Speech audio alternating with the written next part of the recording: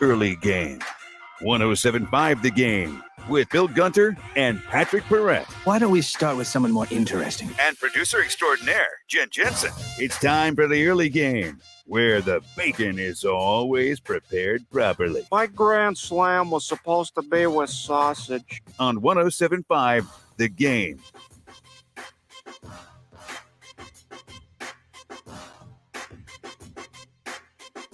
"41 years, Patrick. I'm 39 years old. I'd never seen a Georgia Bulldog national championship, but I watched it last night. 33-18, a pick six, as you were telling me as we walked in with 54 seconds to go. Seals the deal. I think puts the game close to the over-under. That would have put it at 51. I believe the over-under was 52.5. I believe if you were playing the Vegas spreads there.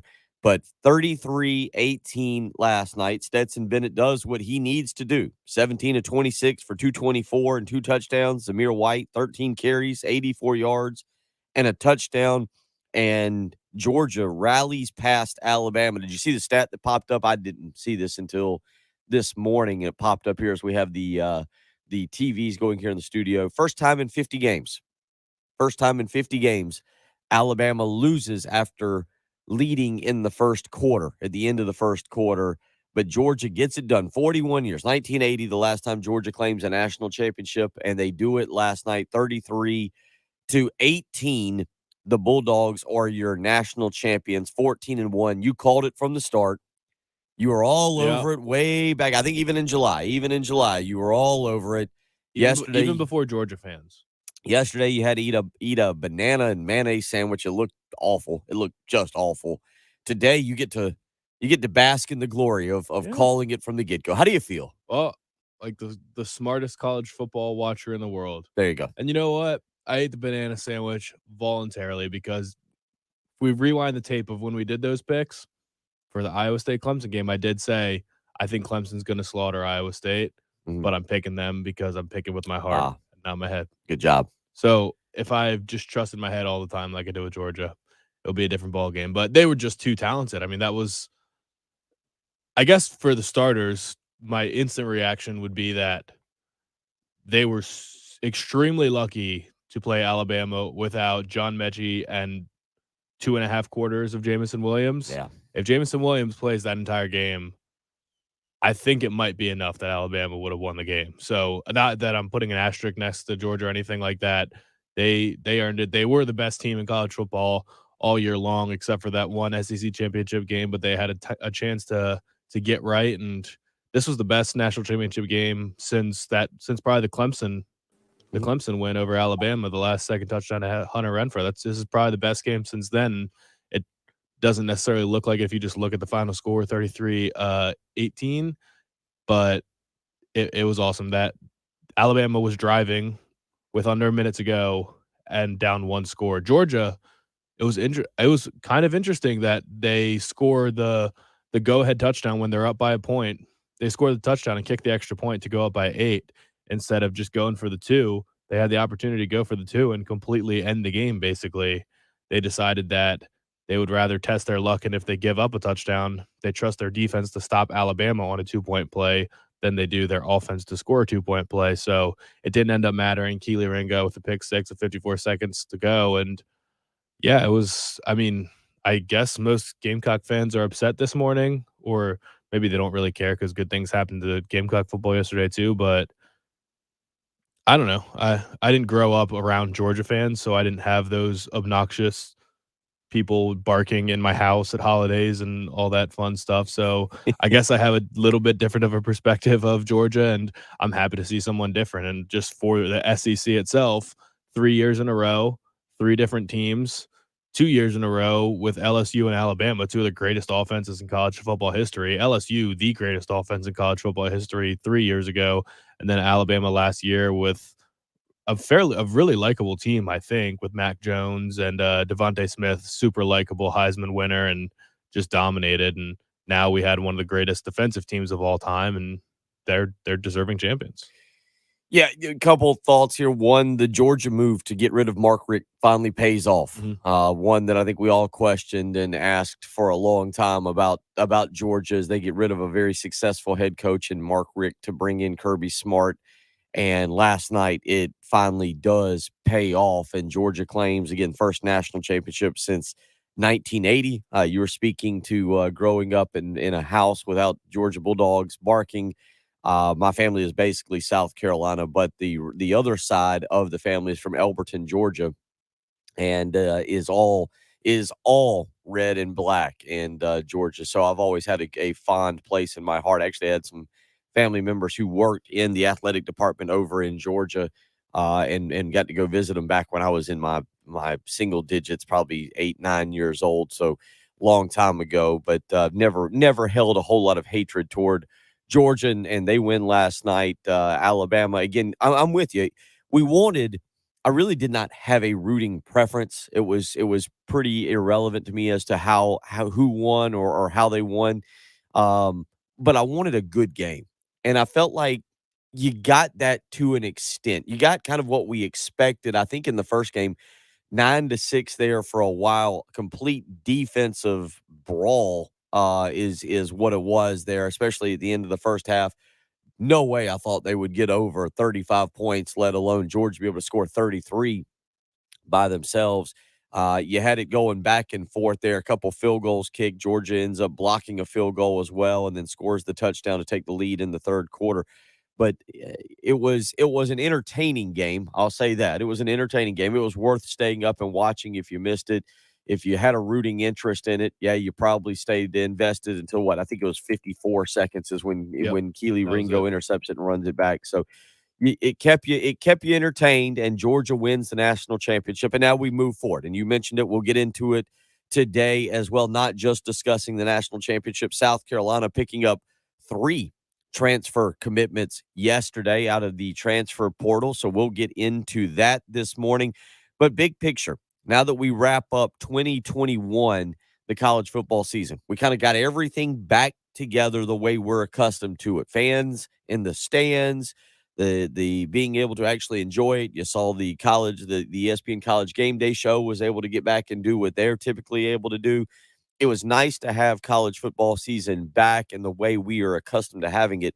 But now that 2021 is over, what are your final thoughts this morning? Whether it be your team, whether it be, college football as a whole, where do you stand here as now we wrap up the season, and we'll start today, January 11th here, 6:11 a.m. I'm sure I haven't seen them yet, but where do we stand here today with already probably preseason polls? Patrick, you and I walked in and you look up at the television, and one of the first things that I saw as we sat down was odds for the 2022 national championship. And lo and behold, guess who the two leaders are for that?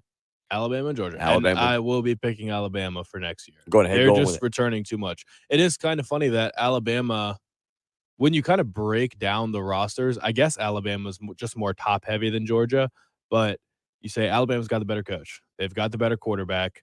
If you go to all of the high value positions, basically, or just the positions that are usually most highly paid in the NFL, left tackle, Alabama's got the better left tackle. Wide receiver, Alabama's got the best wide receiver in the game. Quarterback, they've got the better quarterback. And if they were eligible for the draft, Alabama would have the first 2 picks in the draft. Either Will Anderson would go number 1 to the Jaguars, or the Jaguars would trade that pick so that someone could trade up to number 1 to get Bryce Young, and then Will Anderson would go number 2. They were the best players. Were the best players in that game. And it just didn't matter because Georgia overall was just way more talented. It was really enjoyable to watch because I don't know if it was just about the rest or 2 teams playing up to each other, but the athleticism on that field was absolutely ridiculous. Like, they looked like different types of football players than we've seen all season in college football. Maybe it's just the spectacle of the national championship and they have the better cameras or better angles or just the lighting and vibe in an NFL stadium. But the speed on display was absurd. There were just a couple plays that really, really stood out, like Lewis Sign flying across the tackle, Jameson Williams behind the line of scrimmage, and just the Georgia linebackers, how fast they are just flying around and making open field tackles in space. Like, the kind of skill and athleticism you have to have to be able to make some of those plays is absurd. So they're far and away the best two teams in the country. And big picture for college football this year, it seems like in some ways we've gotten more parity in the sport, but in others, it's only getting worse. Like there, maybe that top tier has grown a little bit when you look at, okay, well, we had two different teams in the playoff this year. We had a group of 5 team make the playoff this year. We've got Texas A&M has the greatest all-time recruiting class, and it seems like they're right around the corner from being one of these giants in the sport. And Clemson took a step back. Ohio State lost to Michigan. But at the end of the day, what did we still see? Alabama and Georgia, the two most talented teams in the country by a long shot. Georgia with 19, I think 19 5-stars, and Alabama with a dozen more or whatever it is. And ultimately, that's what we got. It's just we had a different champion. So is college football, is it more of the haves and the have-nots, or has that tier opened up a little bit? I'm not quite sure. You can make the argument either way. It'll be interesting to see how the offseason continues to shape up. If there's any kind of if there's any more wild movement, I guess is what I should say, because as you just mentioned, obviously you see the big coaching changes. Lincoln Riley leaving Oklahoma and going to Southern Cal. Brian Kelly from Notre Dame to LSU. What does that do? Big picture for college football. Obviously, you mentioned Jimbo Fisher and Texas A&M in the recruiting class that they're having. You are right. I think that there is. I'm not sure how exactly to define this. It feels like there is more parity. It also feels like Georgia and Alabama separated themselves from the college football world even more so, and that those two stand out. And then you've got a bunch of really nice teams back behind it. But again, how does college football move forward? One other news note from yesterday: the college football playoff leaders, I guess, basically failed to agree on expanding the field. And so it looks like we are going to have, barring some kind of wild change, the 4-team field will stay in place through at least 2025. So no expansion for the next 4 years here. When you talk about 22, 23, 24, and 25, maybe expansion starting in 26. I don't know how people feel about that. I know on our show, Patrick, we've had people kind of say, I don't want to see an expanded playoff field because we'll just see more blowouts. Yeah, I understand where people are coming with that, but I also think that, hey, you get more meaningful games. But college football as a whole, certainly a very, very interesting place as we wrap up the 2021 season against South Carolina with some commitments yesterday. We'll get into that, helping especially the offense, a running back and a wide receiver commitment there for the Gamecocks, as well as a defensive back. So we will talk about what happened with South Carolina yesterday as they now really start getting ready for 2022. Certainly we need to get it's a Black Monday is what it's called in the NFL. We'll get Patrick Perrett's take on that. Because it could have implications in the college ranks too. Could have implications. So yeah, maybe Ohio State has to go looking for a new head football coach if some of the rumors about Ryan Day, or Ohio State and Michigan. Very true. So yeah, so we'll get into the NFL. That was South Carolina and Tennessee on the basketball court tonight. Certainly a great opportunity for South Carolina, a game against a team that I'm not sure they match up particularly well with after what we saw last week. So there's a lot to get into this morning. Plenty for you if you want to weigh in on last night's game.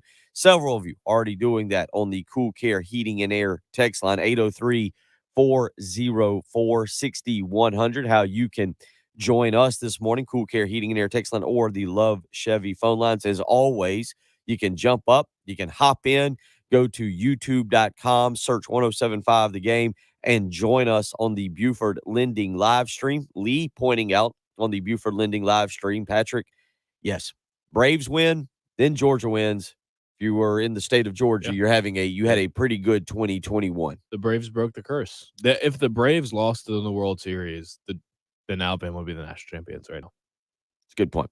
Somebody had to break the curse. Good. Freddie Freeman for governor of the state of Georgia. He is Freddie Freeman. I think as good as Stetson Bennett was last night, I believe if it wasn't for Freddie Freeman, that Georgia would you're probably right. He not only did he win the Braves the World Series, he probably propelled Georgia onto the first national championship. Good storylines because Freddie Freeman was playing for a long time, never won anything, and then finally came to him later in his career. And I mean, Stetson Bennett's the best He's the name that you'll remember from this Georgia team, right? Even though it was No.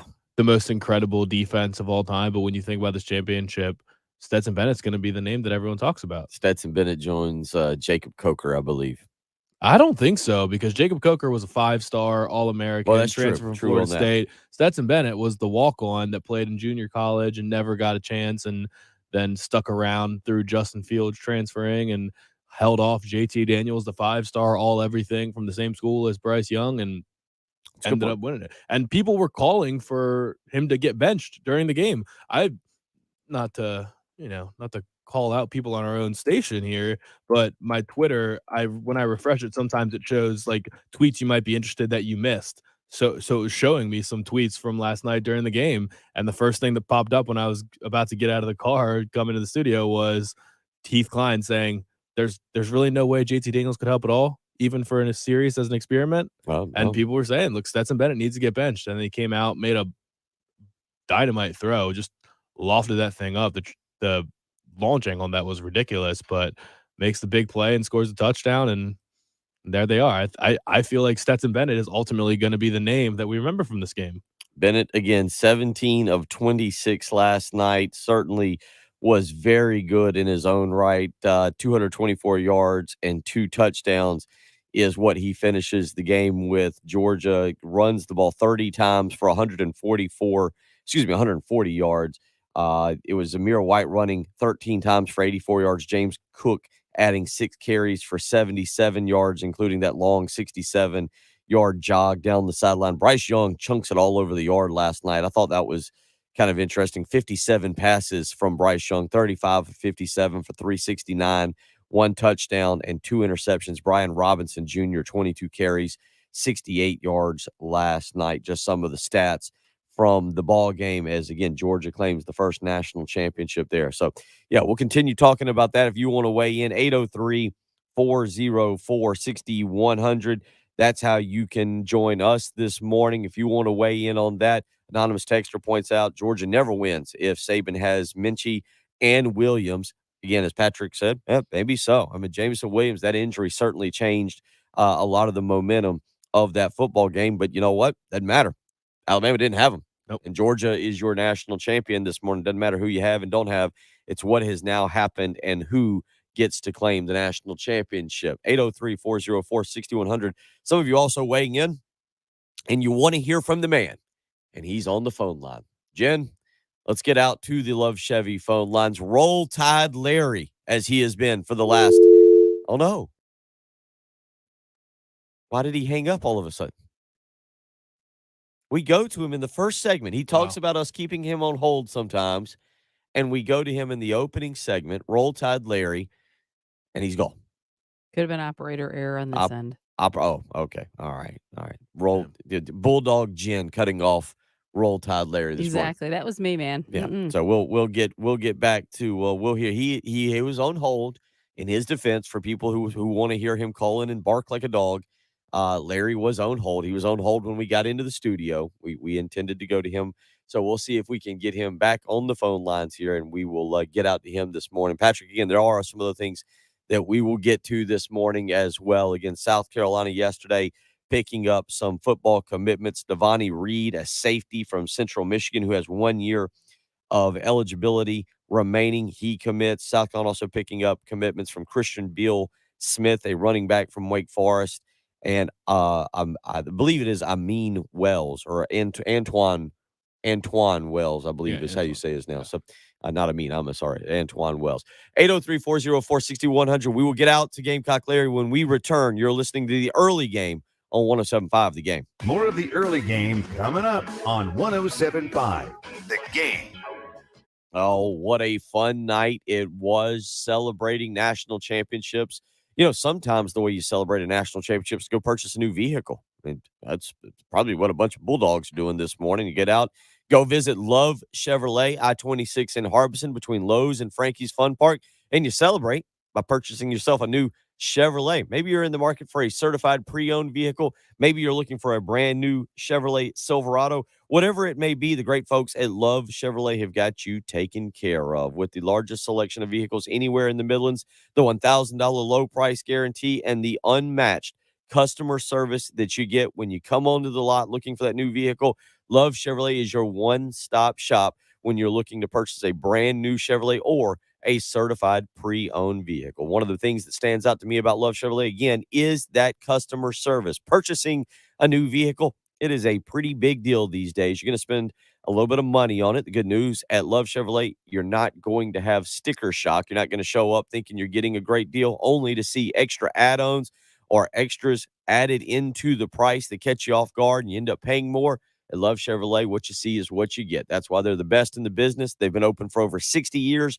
Go find out for yourself. Love Chevrolet, I-26 in Harbison between Lowe's and Frankie's Fun Park, or you can visit them on the web, lovechevy.com.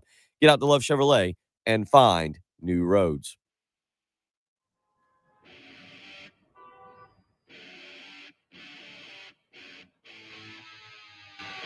From the Shepherd's Glass Traffic Center, Shepherd's Glass, a true reflection of quality. ShepherdsGlass.com. We do just have one accident to let you know about, and that's I-20 eastbound after White Pond Road. And your forecast for today, colder than it has been, 48 for the high. Our overnight low tonight.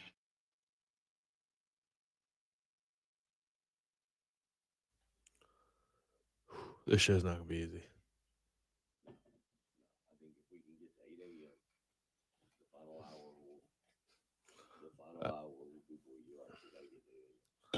Final hour usually makes me pretty tired.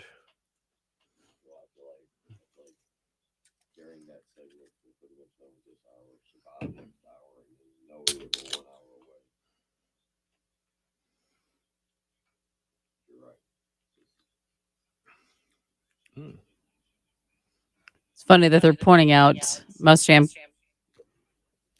gets a national championship, but he can't do it as a head DC, that was coach. the first championship since 1980 for Georgia. The Black Rifle cold coffee. Ooh. Espresso 300. Oh, boy. We're pulling out Triple shot. all the big stuff here to make it through this morning. And I got a Red Bull. Yeah, I'm going to need all of this. I already drank my coffee. Does it taste like coffee? Did I say it was their first national championship? I don't think so. Maybe in your lifetime. I think you did say it was the first in your lifetime. Yeah, we're pulling out all the big guns here to try and get through the show. He's got the cold coffee and the Red Bull. I've got coffee. I've got the hot coffee, the cold coffee, and the Red Bull.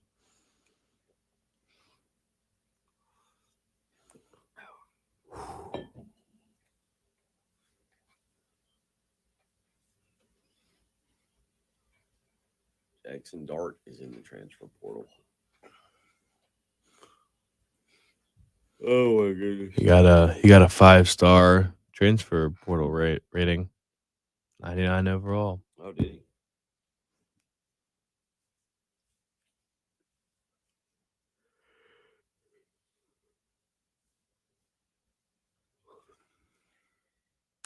What did Jen say?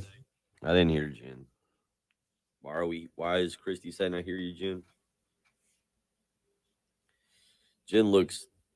Jen's already hanging up on Gamecock Larry. She seems agitated just as much as we are tired.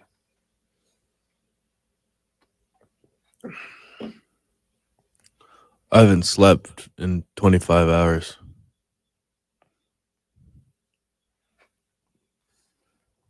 This is the perks of live streaming a morning show. You get to see what it looks like the day after a late night championship game in which you actually needed to stay up to see what would happen. It's not a lot of fun rooting for a blowout in a championship game, so you can actually go to bed kind of early.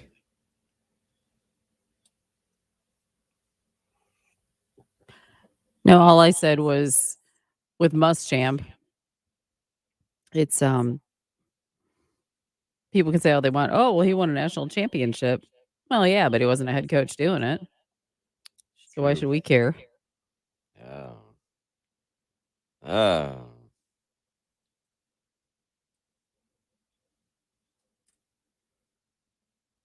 see that I'm going to have to pull out the Nerf gun this morning. No, I mean, yeah, that was part of a discussion. If I fall asleep, you can use the Nerf gun on me. Or I could keep you awake by pulling it out.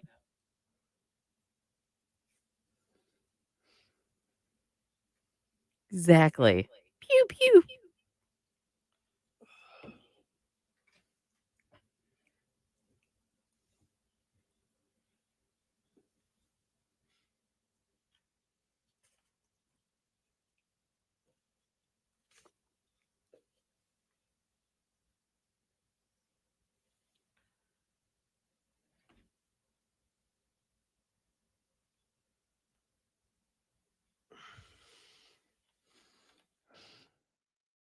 Austin, you need one of these at home for your dad. Oh, there he is. Look at him. He is up and at 'em. How about that, buddy? I bet your sister is super happy. My daughter has gone full Georgia Bulldog. Apparently, she had a wallpaper on her phone of the Georgia Bulldogs. But he is up and at 'em this morning. He had a good soccer practice last night. It was cold, though. It was cold at soccer practice.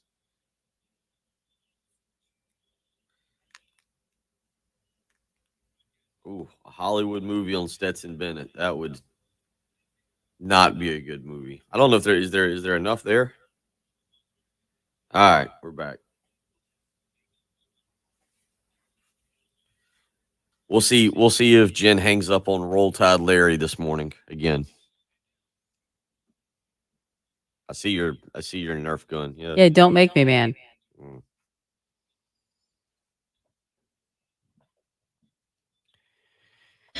803-404-6100. How you can weigh in this morning. You can go hop on the Buford Lending live stream as well.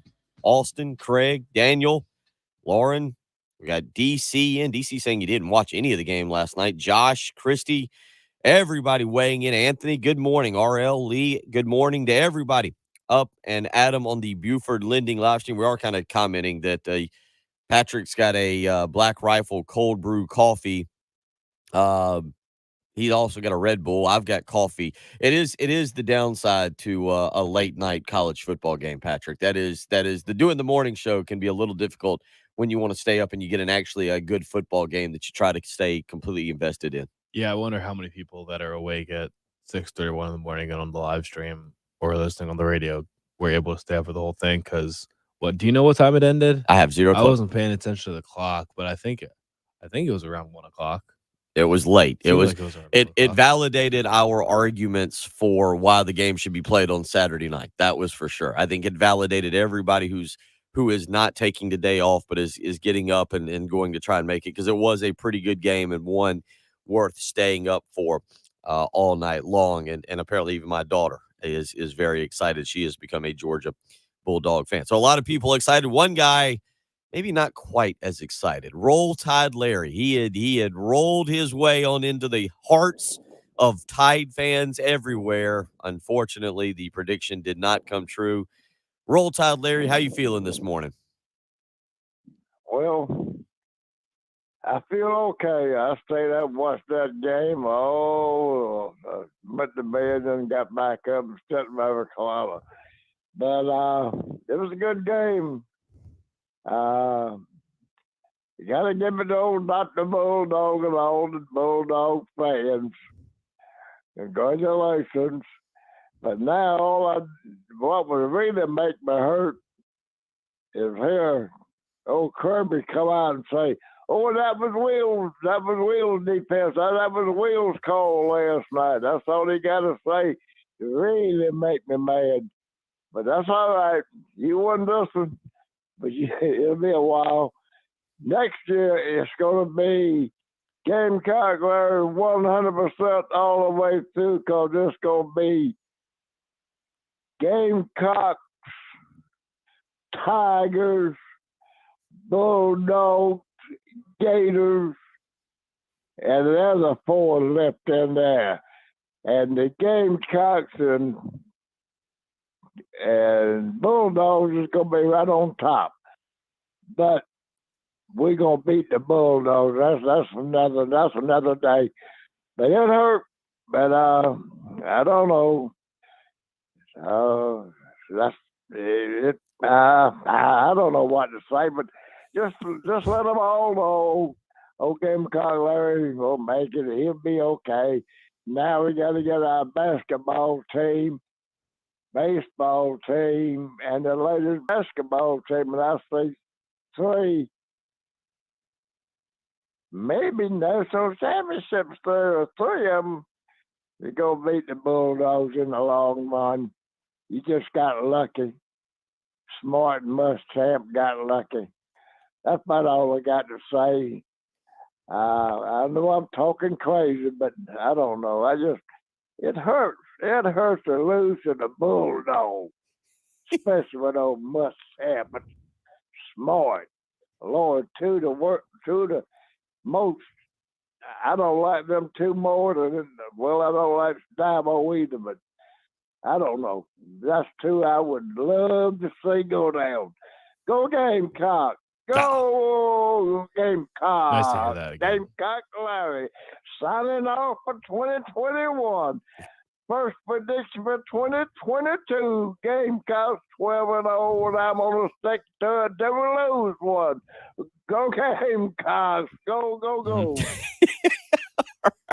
Man, Early morning doesn't affect him, not at Patrick. all. Of course, I don't. They say liver pudding, I believe, has magical effects on those when you wake up and you eat some of that. So maybe that's what it is, Jen. Maybe we'll that's have, what it is. yeah, maybe Mhm. maybe that's all it takes. So Well, yeah, I did look up, and as far as like the regulation time, that pick 6 was about 11:47 last night. okay. So give you a gauge of kind of when it all wrapped up. Only midnight. Yep. Mhm. Couple people. John in Somerville says he fell asleep halfway through the second quarter. So yeah, it was a relatively late night, but that maybe you can get a nice nap in somewhere. Maybe you can pull a George Costanza, crawl up underneath your desk here later today, and take a nap. But Patrick, again, last night, you look at the game, it got off to a start that I thought favored Alabama. Defense, low scoring. I felt like Alabama was going to have a little bit more firepower there with Bryce Young and being able to go up and down the field and hit some plays on Georgia. And a lot of people are saying, and I agree. Look, losing Jamison Williams was the backbreaker. Alabama, for all the talent they have, for all the 4 and the 5 stars, 33 5-stars, I believe, on the field last night between the 2 teams. For all the talent there, Alabama, for whatever reason, just didn't have that third receiver that could really step up and be a game breaker last night. Losing Jamison Williams was a big part of this game. I think Alabama was just carried by a couple superstars this year instead of just having an incredible team that you could fill guys in. I mean, granted, there are superstars all over that team. Evan Neal's a superstar on the offensive line. Bryce Young's a superstar. Jamison Williams is a superstar. Defensively, Christian Harris was a monster last night. 3 sacks for him. I think he's only had 2.5 on the year. He was unreal last night. And Will Anderson just makes every play. There's really nothing that he can't do. He's You said, or you've been Aiden. I feel like you've been Aiden Hutchinson for the number 1 pick for Jacksonville. But are you more open to Will Anderson now, or no, he's a true sophomore. Oh, okay. Yeah. Okay. Again, the COVID and everything, I never true know what sophomore. anybody is now. That's why I'm saying if he and Bryce Young were both draft eligible, which maybe that's the next step. I don't know if that's an NFL thing, but with NIL and guys making money, at some point, are they just gonna be able to leave college early and just go to the pros after sophomore year? If they were, Bryce Young is far and away better than every quarterback in this class. He would either be the number 2 pick because the Jags obviously don't need a quarterback, or they would trade the number 1 pick to someone who wanted him, and Will Anderson would be the top player taken outside of Bryce Young. Yeah. He's that good. I mean, 17.5 sacks coming in this game, and he was just everywhere. He didn't have a sack, but his presence was felt all the time. Stasabeno was running for his life. The first drive, I mean, it was really the very first drive. It was a pretty wild first drive on each side of the field because Alabama gives up a touchdown that was about a half or a millisecond away from Bryce Young fumbling that ball and not throwing it into the turf, and it would have been a stupid score. And then on Georgia's first drive, it was a 3-and-out, but a 3-and-out that contained a 10-yard scramble and Stetson Bennett fumbling and it bouncing right back into his chest, disconcerting signals call, and all of these things, and it ended up Georgia gaining no yards. So a really wild start to the game, but yeah, I was thoroughly entertained the whole way through. It was, and you make a good point. I forgot about that. You're right, because what, the third play of the game Yeah. is the wild kind of, And it was Jordan Davis, who yeah, never rushes the passer, has never been a threat as a pass rusher, but just swallowed Bryce Young up. gets into the backfield. They end up ruling that Bryce Young's arm was going far. I thought it was the right call, but certainly a fun night, entertaining game. And yes, I maybe I don't have the dislike in my heart. Maybe I just really flat don't care that Will Muschamp was a part of that staff. Was he on TV?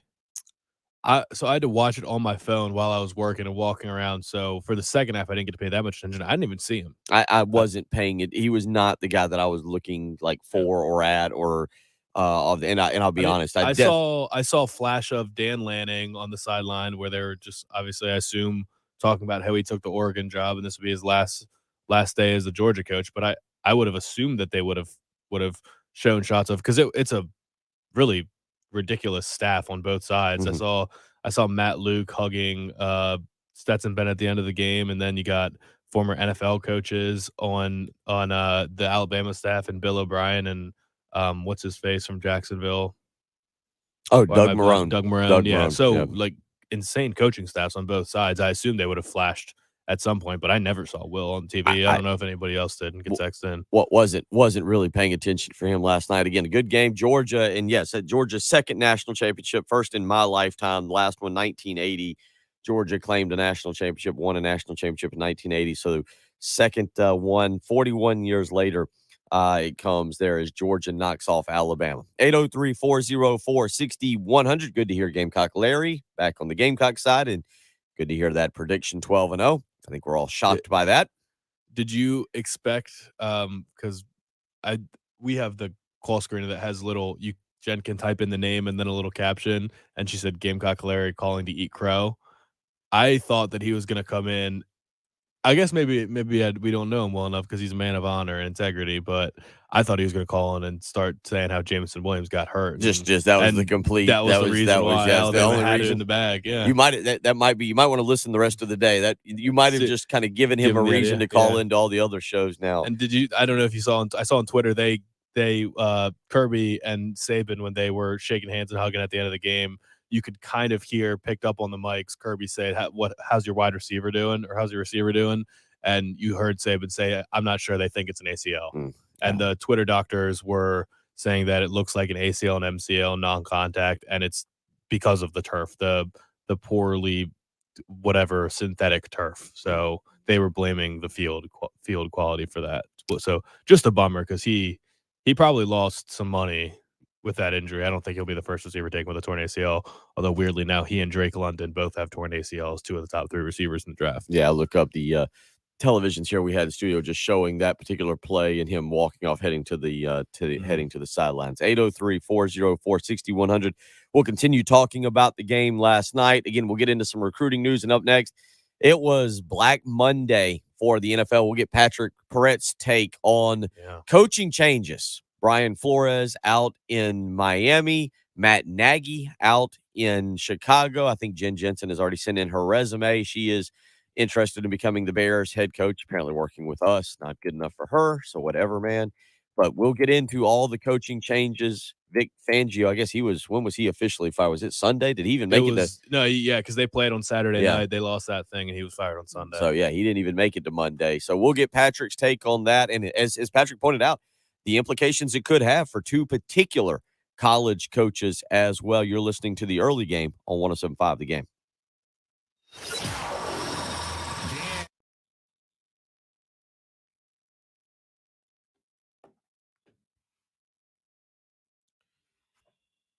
'22 is here. That means New Year's resolutions. It probably should mean also keeping a clean house. Best way to do that? By calling Zero Res, 803-262-4020. Right now, you call Zero Res today, or you can book online, zerorescolumbia.com. You can get 3 rooms of carpet clean for $119. And when you mention my name, Bill Gunner, at 107.5 the game, you can get a hallway cleaned for free. How about that? That's keeping your house nice and clean, ready to go when the guests come over. Now, Super Bowl's not far away. Probably going to want to have a little Super Bowl party. And if you're going to do that, probably want to have a clean house. Call Zero Res with their patented ZR Water technology. It keeps your home insanely clean. The rug, the tile, the upholstery, all because of that patented ZR Water technology, scientifically proven to keep your house looking perfect. 803-262-4020. Again, that's how you can get in touch with Zero Res this morning. You can book an appointment either over the phone or by scheduling online, ZeroResColumbia.com. Again, the way to do that right now, 3 rooms of carpet cleaned for just $119. And all you got to do is remember my name, Bill Gunner at 1075 The Game. And when you say that, you get a little prize. You get your hallway cleaned for free. How about that? Just because you know my name and you know the station, Bill Gunner at 1075 The Game, you get a hallway cleaned for free. So don't hesitate. Call Zero Res today. 803-262-4020. Zero Res. Spell it backwards or forwards. It's the right way to clean.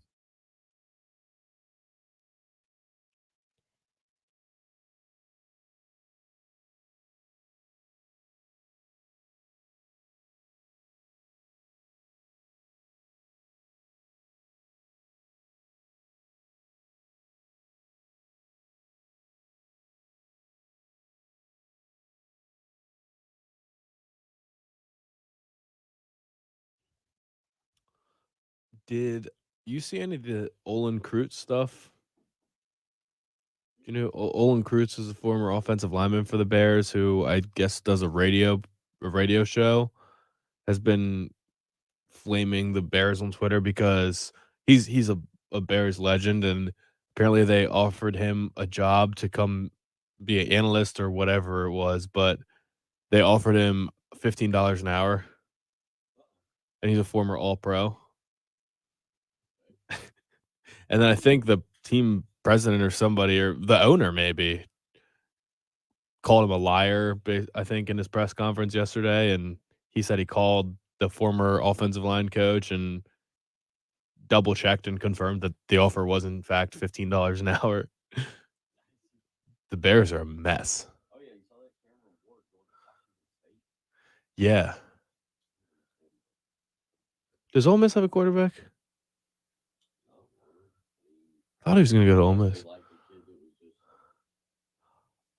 Someone, I'm trying to remember, I can't remember who was, but Lane Kiffin was a name being thrown around for one of these NFL jobs.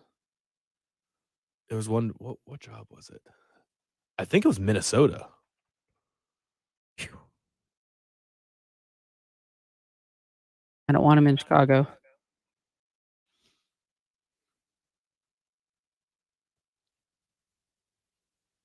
Oh, Benjamin Albright, who was an NFL reporter, tweeted Vikings going to interview the Lane train ? Get the lane train going on the NFL. Well, I don't know if he'd want to go to the NFL. He strikes me as a guy who actually likes recruiting, getting out, meeting all the moms. Just relates better to college kids, the maybe. family. Yeah. He doesn't strike me as an NFL guy.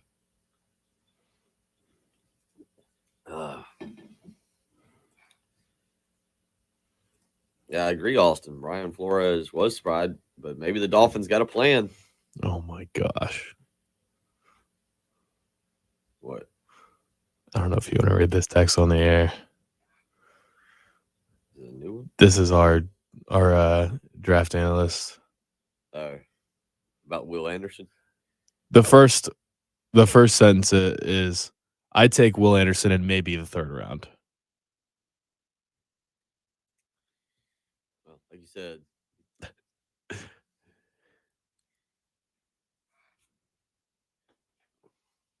I didn't see Andrew Luck. I guess maybe that. How was Andrew Luck on I didn't see him game day? speak. I didn't watch. I didn't turn the game on until I didn't get to watch much of I didn't watch much of the pregame show. Oh, I want to watch this. Give me time. What? I typed in Will Anderson on Twitter, and apparently there's a clip of Saban in the press conference that I wanted to see, but I can't listen to volume one. Here we go. Bryce and Will, thanks for your time. We'll let you head back to your locker room.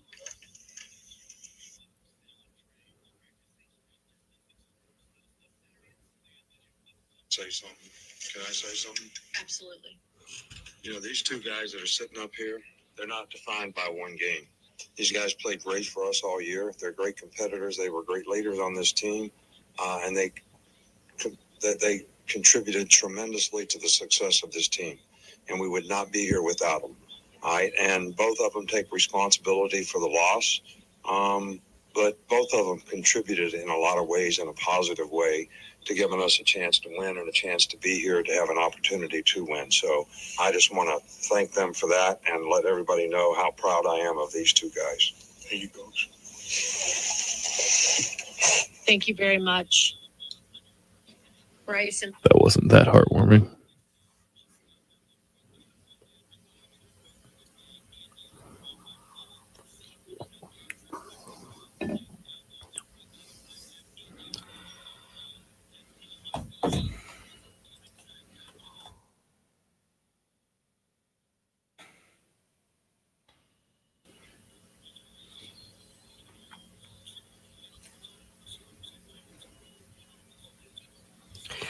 I don't know, Kelly. I've seen where a lot of people really kind of brag about the setup of Indianapolis, of how they've got everything kind of around. And Yeah, I've heard that the city is but I've never been. the city is Yeah. designed to host events like that. Yeah, Like, I've heard everything is Absolutely. streamlined for that. I think it was the Super Bowl that everybody bragged about. It might have been the Final Yeah. Four.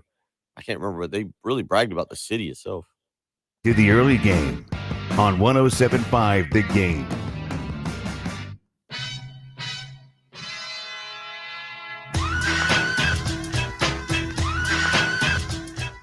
Was obviously, besides just the college football national championship, it was a busy day in sports. We'll get into some football, I guess, recruiting, transfer portal news for South Carolina yesterday. They picked up 3 transfer portal commitments. We'll get into that in the next hour. But also yesterday is the dreaded Black Monday in the NFL, Patrick. And did it live up? Give us the rundown on what all occurred yesterday and how it may even impact the college game moving forward. Well, I would say that there's only one surprise.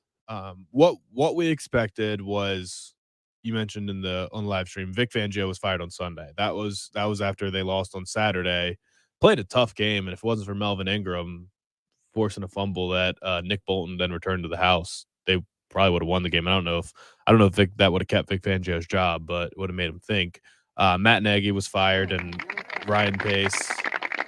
You see this? They basically give Ryan Pace a sending off ceremony. They let him retire and put a thank you message out for him and all that stuff. Is So unnecessary. very so- weird to just let him quit and not be fired. But And you've got a 99-year-old owner. Like, how many more chances does she have to see them win something? And, her comment was very disappointed. Yeah, I bet she is. I bet she's been clutching her chest all year. yeah, Bless her heart. it doesn't seem like a great situation, because then George McCaskey said, "I'm not a football expert," and he's the guy that needs to hire all the football experts. And yeah, it's just not a great situation there. But letting Ryan Pace sail off into the sunset as if he'd done something incredible when he's the one that traded up to draft Mitch Trubisky, traded their Exactly. entire future for Khalil Mack, His 7-year Yeah. stint there, it was, under 500. Paid- So paid Mike Glennon $54 million. Like, a lot of disastrous things happened under Ryan Pace's watch. So I actually think he was probably a bigger problem than Matt Nagy. Matt Nagy at least went to the playoffs 2 of his 4 years as the coach. But yeah, they both needed to go. There were the other one, Mike Zimmer. We kind of knew it was coming. It's the end of an era, sort of, for the Vikings. They fired Mike Zimmer and Rick Spielman, the general manager. Neither of them are bad at their job or have done a bad job. Minnesota's been a good team for the last 8 years. I think he's been there for 8 years, and Minnesota's won a couple big playoff games, both of them against the Saints, with the Minneapolis Miracle with Stephon Diggs making that crazy catch and Marcus Williams whiffing, and then the Kyle Rudolph push-off. But they've made playoff runs with Case Keenum and Kirk Cousins, which is admirable, and they've been Super Bowl contenders for a couple years, but it's time for them to their cap situation's terrible and they need to get rid of Kirk Cousins. But the big one was Brian Flores, and I think it was a difference of opinions there in Miami with where they had to pick Stephen Ross, the billionaire absentee owner, had to pick between the general manager Chris Greer and Brian Flores. And dating back to last year, where Brian Flores clearly wanted to keep playing Ryan Fitzpatrick, but it seemed like an order from above that he needed to put Tua in. And the organization kind of said, all right, well, we're sticking with Chris Greer and Tua over Brian Flores. So Brian Flores was the absolute shocker of the day. And it seems like pretty much a lock that he's going to be hired in one of these head coaching positions. He might be the Broncos coach next week. We'll continue talking about that. Yeah, it's because of the potential impact on the college game, maybe some big name college jobs opening up and what it all means. We'll also get into some football recruiting. South Carolina yesterday, pretty good day in the transfer portal. And of course, there was a game last night. Ended late, but we all stayed up for it. You're listening to the early game, 107.5 The Game. Gamecocks, Braves, the NFL with live local radio, 107.5.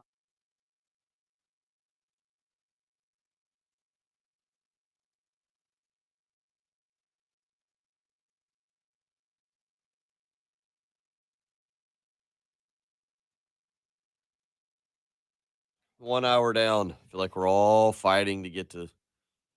Well, we're fighting to get to 9 a.m. I know y'all are fighting just to get to work or school for Austin. Yeah. All right, I caught a second win though. I'm not falling asleep right now. Oh, good. Austin, good. Patrick's good. What was it? The Black Rifle or the? I think it might have just been me getting animated about a certain topic because I drank that whole coffee and was still falling asleep. Gotcha. R.L. Smith, did he what? I think he was asking. Austin said Brian Flores had trust in Tua. Yeah, I mean, Tua played well this year, and I think everything seemed to be going well. I don't know. There was just some level of distrust between him and Chris Greer somehow, some way. I'll be interested to hear more information about what happened there because when you go 8-1 to end the season, normally you don't lose your job. Where'd you grow up, Kelly?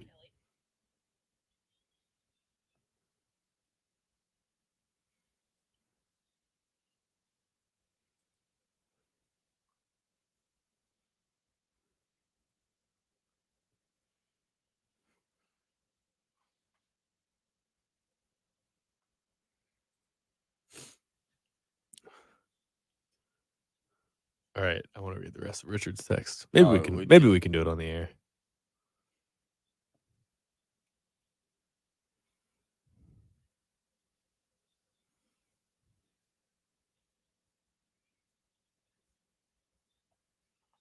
Agreed, Austin.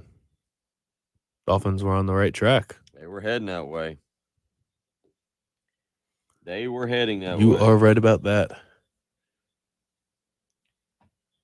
Oh, wait. I missed the Indianapolis talk. What did they say? Oh, they were just talking about the city. Yeah, I love Indy. If I moved never from mind, South Carolina, Yeah, I'd I probably thought go back. it was pretty successful, right? I think it was a success. Because I know that being right in the center of the country makes it an ideal spot for certain things, and that's why the combine is continuously done there because it's easy for people to commute to and from their hotels to the stadium, and a lot of restaurants right there. It's, I think, designed for hospitality.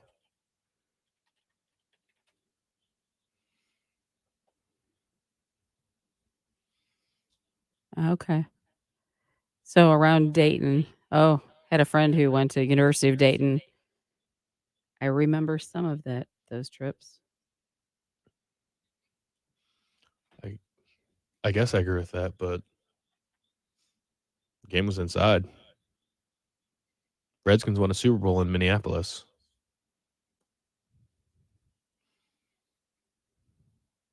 And you can't play it in New Orleans and Atlanta every year. Got to mix it up somehow.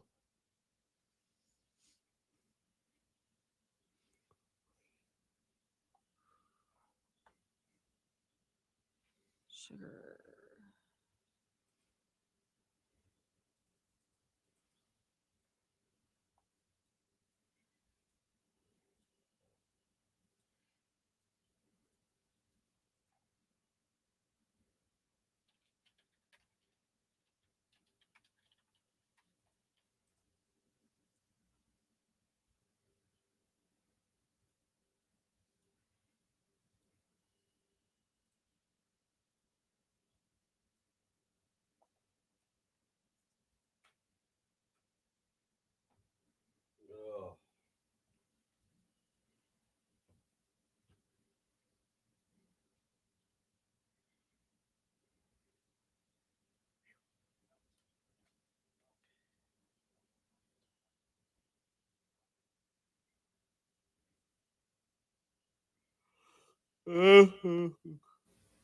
Oh, Patrick, you get around to eating the liver pudding? No, I haven't eaten it yet. It's still in the fridge. Why? Just sounds like it would go bad. I don't think it can go bad. I think it sounds like something that never goes bad. I think it just starts out bad. Yeah, just two brutal general managers.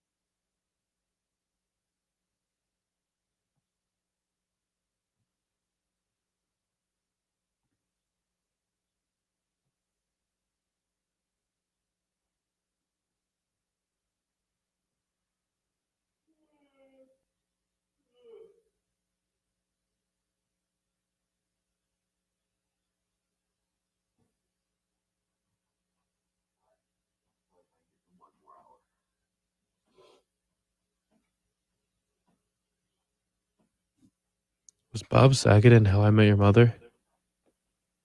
Yeah, he was the voice. He was the He was? yeah, he was the I thought the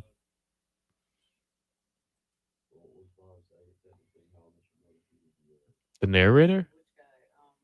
he was the voice of he was like the voice of the main character. Like the older yeah.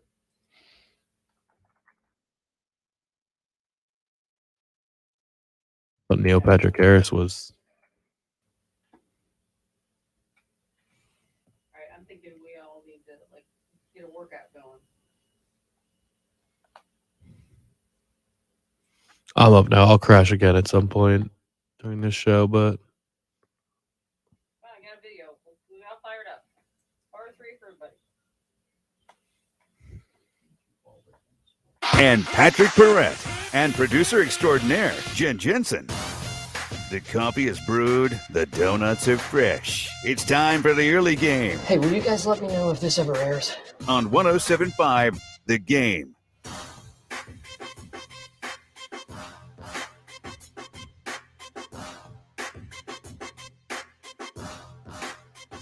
Happy birthday, RL. See that, Patrick? hey, happy birthday, Earl. The Buford Lending live stream. RL turning 43 today. You can join us on the Buford Lending live stream, Patrick, and everybody talking off air on the live stream about the game being played in Indianapolis last night. And you were kind of mentioning, I've never been, so I'm not even going to sit here and pretend I know anything about Indianapolis, but you were mentioning how the combines held there, kind of Midwestern city in the middle. Jen, you've been to Indianapolis? It seems more like you're. Oh, of course you have. Yeah, you've been to the Indy 500. I'm sorry. Don't look at me like that. Like I know exactly where you go each and every day. Well, I graduated from Butler University, so yeah, I lived there for 4 years. That's what you I didn't say. know that was in Indianapolis. I just knew it was in Indiana. Yeah, I gotta admit, love I Indy. think I knew that just because of a couple years ago when they had the Final Four there, and Butler was in the Final Four. I think technically Been as the too long host. ago. I think they were the host team. Like there's a I think so because they were at Hinkle. yeah. So, but no, it's good. Well, I mean, and they played the NCAA tournament at different locations too, right? Like Mhm. some at Butler, some at They did down Lucas at Oil, some at Purdue or something. yeah, and they were down at Indiana State as well. well, that was last year. Yeah. That Last was year. that was COVID. But Yeah. no, a couple years ago when Butler was actually in the Final Four Mhm. and I think played for the national championship. The game was, I think it was maybe the Duke year they played for the national championship. I believe it was in Indianapolis and it was at Lucas Oil Stadium Mhm. and all that. But what could you give us for those of us who've never been, because people are asking about it and saying, why play it there? But apparently the city is well designed to host events Yeah, I mean, it really is. It's the downtown area, like around Monument Circle. There's just a lot of food and shops and things like that. You've got the different venues for sporting events. Um, IUPUI, there's a natatorium over there, so they're like good for swimming events. And there's just it's just really well set up for sports, for business, and nightlife has expanded. So yeah, it's easy to navigate. It's not Okay. real difficult. Traffic isn't just ridiculous. I Um, need to go back and look. I don't know if another Super Bowl is set up to be played there I'm sure it will be. over the next few years. But the bottom line is, yeah, game last night it looked like it went well. Well, the complaint was just that it was in cold weather, a cold weather city. I mean, Understandable. you can't. But my point was, you can't play every championship game in Atlanta, New Orleans, Miami, and no, LA. no. Sometimes you gotta branch out. The Redskins won their last Super Bowl in Minnesota, and if they have a dome, you get outdoor, you get Super Bowls and championship games And and all and that stuff. honestly, I think it's more fun to kind of watch the players respond to that because you had two basically Southern teams. Yeah, So watch them play in the cold, see how that works. Which obviously it worked pretty well. I didn't want to see a bunch of Georgia fans in Mercedes-Benz Stadium in Atlanta Yeah. for a championship game. They were Yeah, just no. there.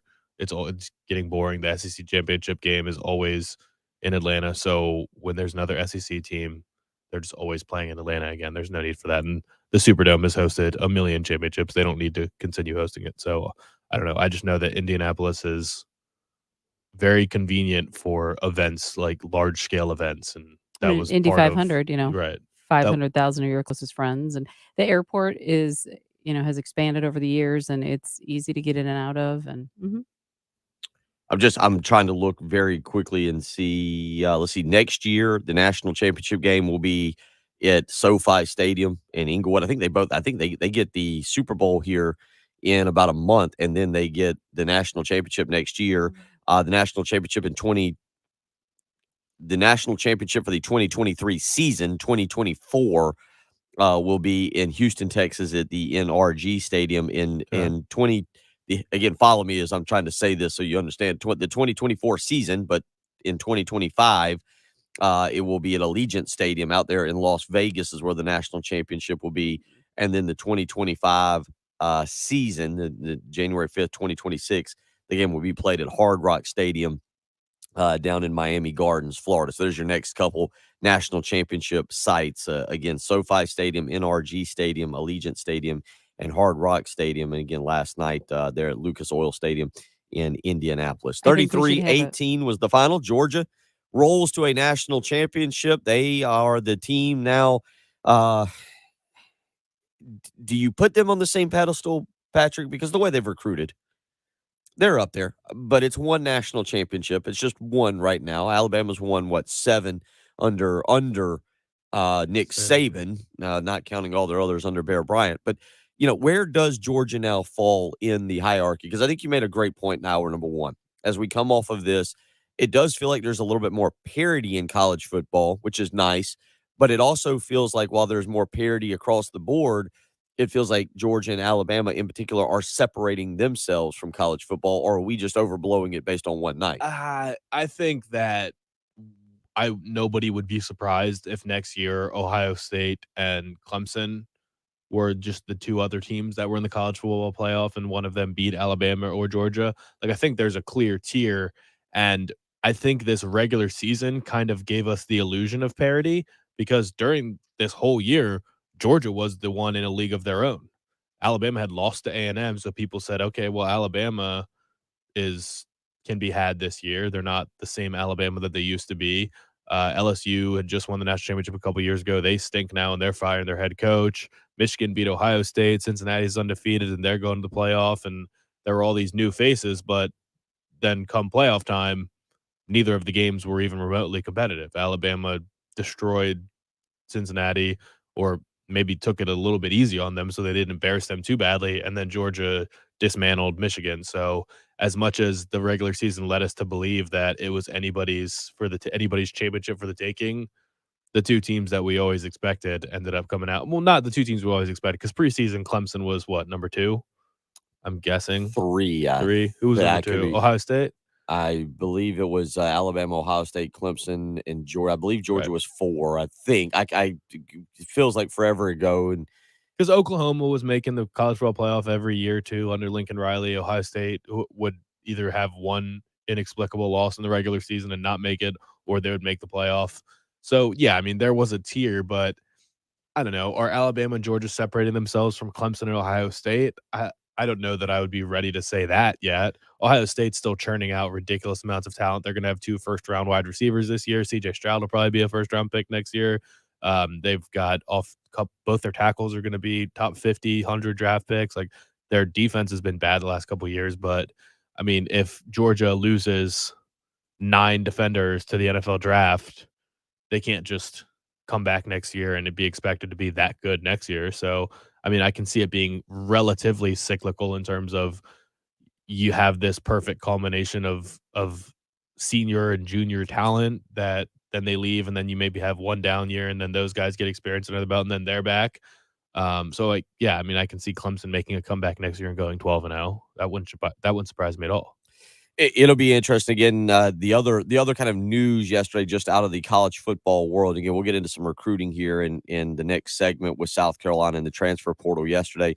But the other kind of news yesterday, when we talk about this, is the fact that the college football playoff leaders basically are not able to come to any kind of agreement on expanding the field. So unless there's some kind of drastic discussion, change of thought of plan, Patrick, we're going to keep a 4-team playoff at least through the 2025 season. Now, maybe in 2026 we move on to something different and we see an expansion. But as of yesterday, the leaders of the college football playoff, I guess, committee, again, failing to come to an agreement about expanding the current 4-team playoff. They did not rule out the possibility it could happen under the current contract, which runs out in 2025. It just now seems very, very unlikely as we sit here going into the off season of 2022. Yeah. Which is a shame because it would be nice. And I don't know how it would change the landscape or the competitive balance of college football, but it would just be nice to see at this point. The the last 2 texts we got in response to me just saying Clemson, you see this? Clemson Yes. is not going to be a factor in the national college football picture for a long time, from an anonymous texter. And then Charlie says, Clemson in the playoffs next year after losing both coordinators is not insignificant, and transfers, decommits, don't see it at all. Okay, I mean, doubt them if you will, but Clemson's not going to be a factor in the national college football picture is an absurd statement. Does anybody actually believe that? I mean, I'm sure people do, but in your heart, do you really believe that this is like the end of Clemson as a national power? Yeah, I think you want to see it. I was kind of looking very quickly here. This is from 24/7 Sports. Brad Crawford we've had Brad Crawford on our program before, and just within the last 15 minutes, so I guess at 7 a.m. here, he has put out, this is according to Caesars Sportsbook and Casino, the initial championship odds for the 2022 season. So here we go. All right, the 2021 season's over, everybody. We just moved past it. Now we go into 2022, and here is your Caesars Sportsbook and Casino initial national championship odds for next season. Alabama, as you would expect, is the favorite, plus 250. I think you said that. You like that. Bryce Young there back. Will Anderson Jr. is back, both projected as top 5 selections in the 2023 draft. Yeah, returning the Heisman winner and the best player in the country. Yeah. Who's not the Heisman winner? Does not have the number 1 rated recruiting class, but certainly has a top 3 recruiting class. Number 2, Georgia is plus 450. So Georgia, number 2 there on the list. Ohio State, you just mentioned them, plus 700. CJ Stroud is back. We'll see. They'll continue to reload and who they add to that list. Number 4 on the list, Clemson, plus 1,200. If you go through the list here, you've got, this is according to Caesars Sportsbook and Casino. They've put out their initial championship odds. Alabama is got the best odds, plus 250. Georgia is plus 450. Ohio State is plus 700. Clemson is plus 1,200. So Clemson with the 4th best odds, 5th best. You want to take a guess? Have you looked at this already? Or No. I would be surprised if it was A&M. there is there's two teams, one of which we've kind of mentioned this morning because the head coach, Michigan. No shot. Michigan at plus 1,500, and the other one a bit of even maybe more of a surprise because they have a new head coach. Nope, where Oh, Lincoln LSU. Riley left.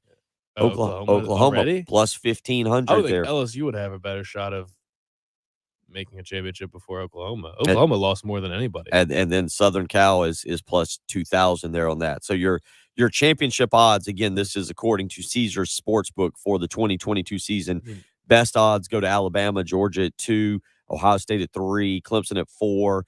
Number 5 is a tie between there. They're plus 1,500 each, Michigan and Oklahoma, and then Southern Cal, basically number 7 there with plus 2,000 odds. Texas also in there plus 2,500. But again, it's from Caesar Sportsbook. Take it for what it's worth. 803-404-6100. Again, we've mentioned it a couple times. We'll actually talk about it next. South Carolina, pretty good day in the recruiting transfer portal. They pick up 3 commitments yesterday. We'll get into that when we return. You're listening to the early game on 107.5 The Game. Live, local, and free. That's how we do sports. 107.5 The Game. Feel free to call and complain if you wish. You should call that radio station and let him have it. Remember, we are free of charge, after all. Off season for college football finally here. That means players get their body ready for the next football season. Probably means you should just go ahead and do the same. Start getting your body ready. If you've been suffering from pain, from inflammation, you're weary of the constant chronic pain that limits your mobility, maybe you're tired of addictive pain medication, just stop it. Go ahead and get your body ready for 2022 with the fantastic doctors at QC Kinetics. If you've been suffering from inflammation in your muscles, your ligaments, your tissues, you've got problems with your knees, your hips, your fingers, call QC Kinetics today for a free consultation. 803-281-6860. The great thing about QC Kinetics is it is regenerative medicine. No steroids, no opioids, no surgery. You can get back to living the life you want to live. You can have all that mobility, be able to get out in the yard, throw the football around with the kids, play soccer, maybe even do a little bit of cheerleading, whatever works for you. Just call QC Kinetics today for a free consultation. 803-281-6860. Again, no addictive pain medications and no surgery. Why would you not want to give the great doctors at QC Kinetics a phone call today and see what they can do for you? 803-281-6860. Again, all consultations are free, so give them a call. 803-281-6860. That's QC Kinetics.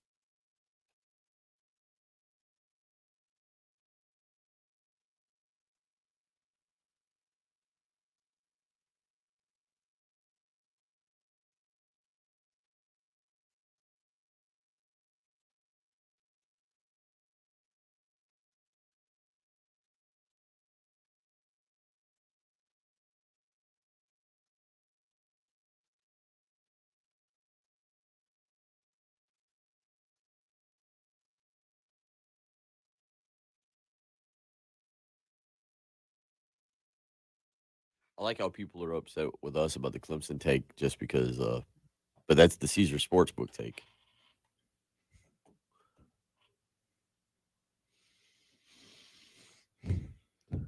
I want to know who this Richard is.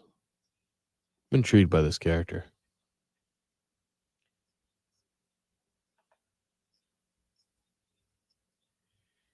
Somebody, I guess, has got to look up the bowl pick'em contest, since Jen is very happy about her victory in the bowl pick'em. We should probably investigate that, because I feel like Jen probably dictated the odds or something. Is that what it is? Got into the ESPN system and took advantage of it. I'm savvy like that. Yeah.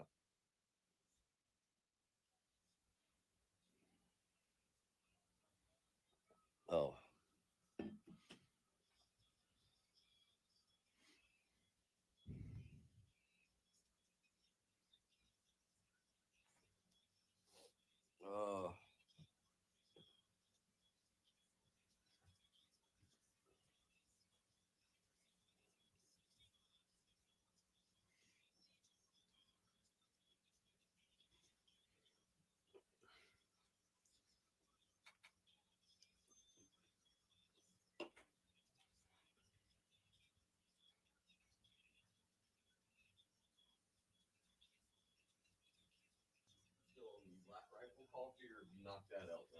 No, I'm almost on it.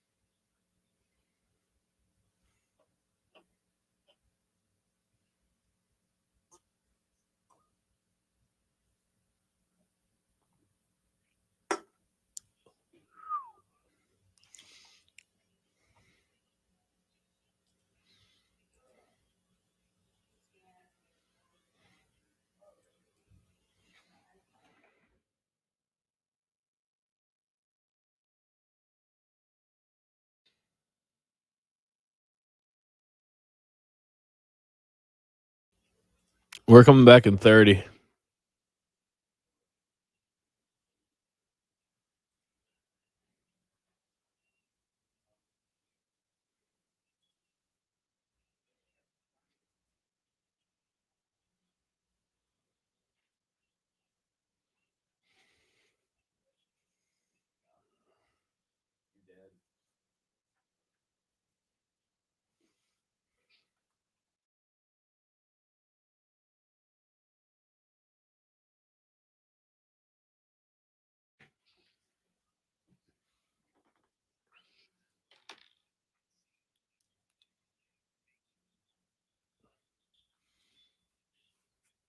I didn't think about getting Perry on to just discuss it. Probably see if he's available tomorrow.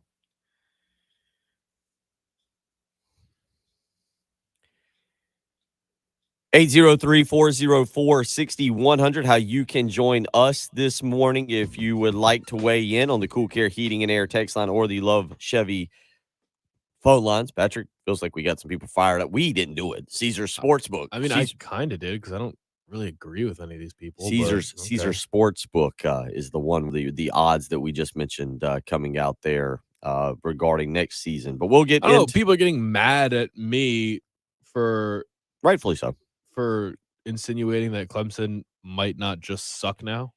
Yeah, when they've got they've got two number one quarterbacks in the country on their team. They've got a number one player in the country on their team who tore his ACL last year. They've got 5 stars all over their defense. 5-star running back who turned it on late in the season last year. Yeah. Don't be nice to them. No. It would be not stunning if they turn out to be good again. And their schedule is actually pretty weak next year. And they play in the ACC anyway. Yeah. What? Yeah. So crazy. Yeah. But that's okay. It's okay to be angry at Patrick for that. It's the wise thing. South Carolina yesterday does have a pretty good day in the transfer portal, Patrick. And let's kind of go through these for a second here. The secondary for South Carolina did make some strides this past year. I think that was an area that certainly was a massive concern going into the year. Then you get Karan Prunty, who was expected to be a starter, transfers out after like 3 practices. I don't even know if he made it to the 3rd practice. I don't even know if he actually ever practiced, to be completely honest.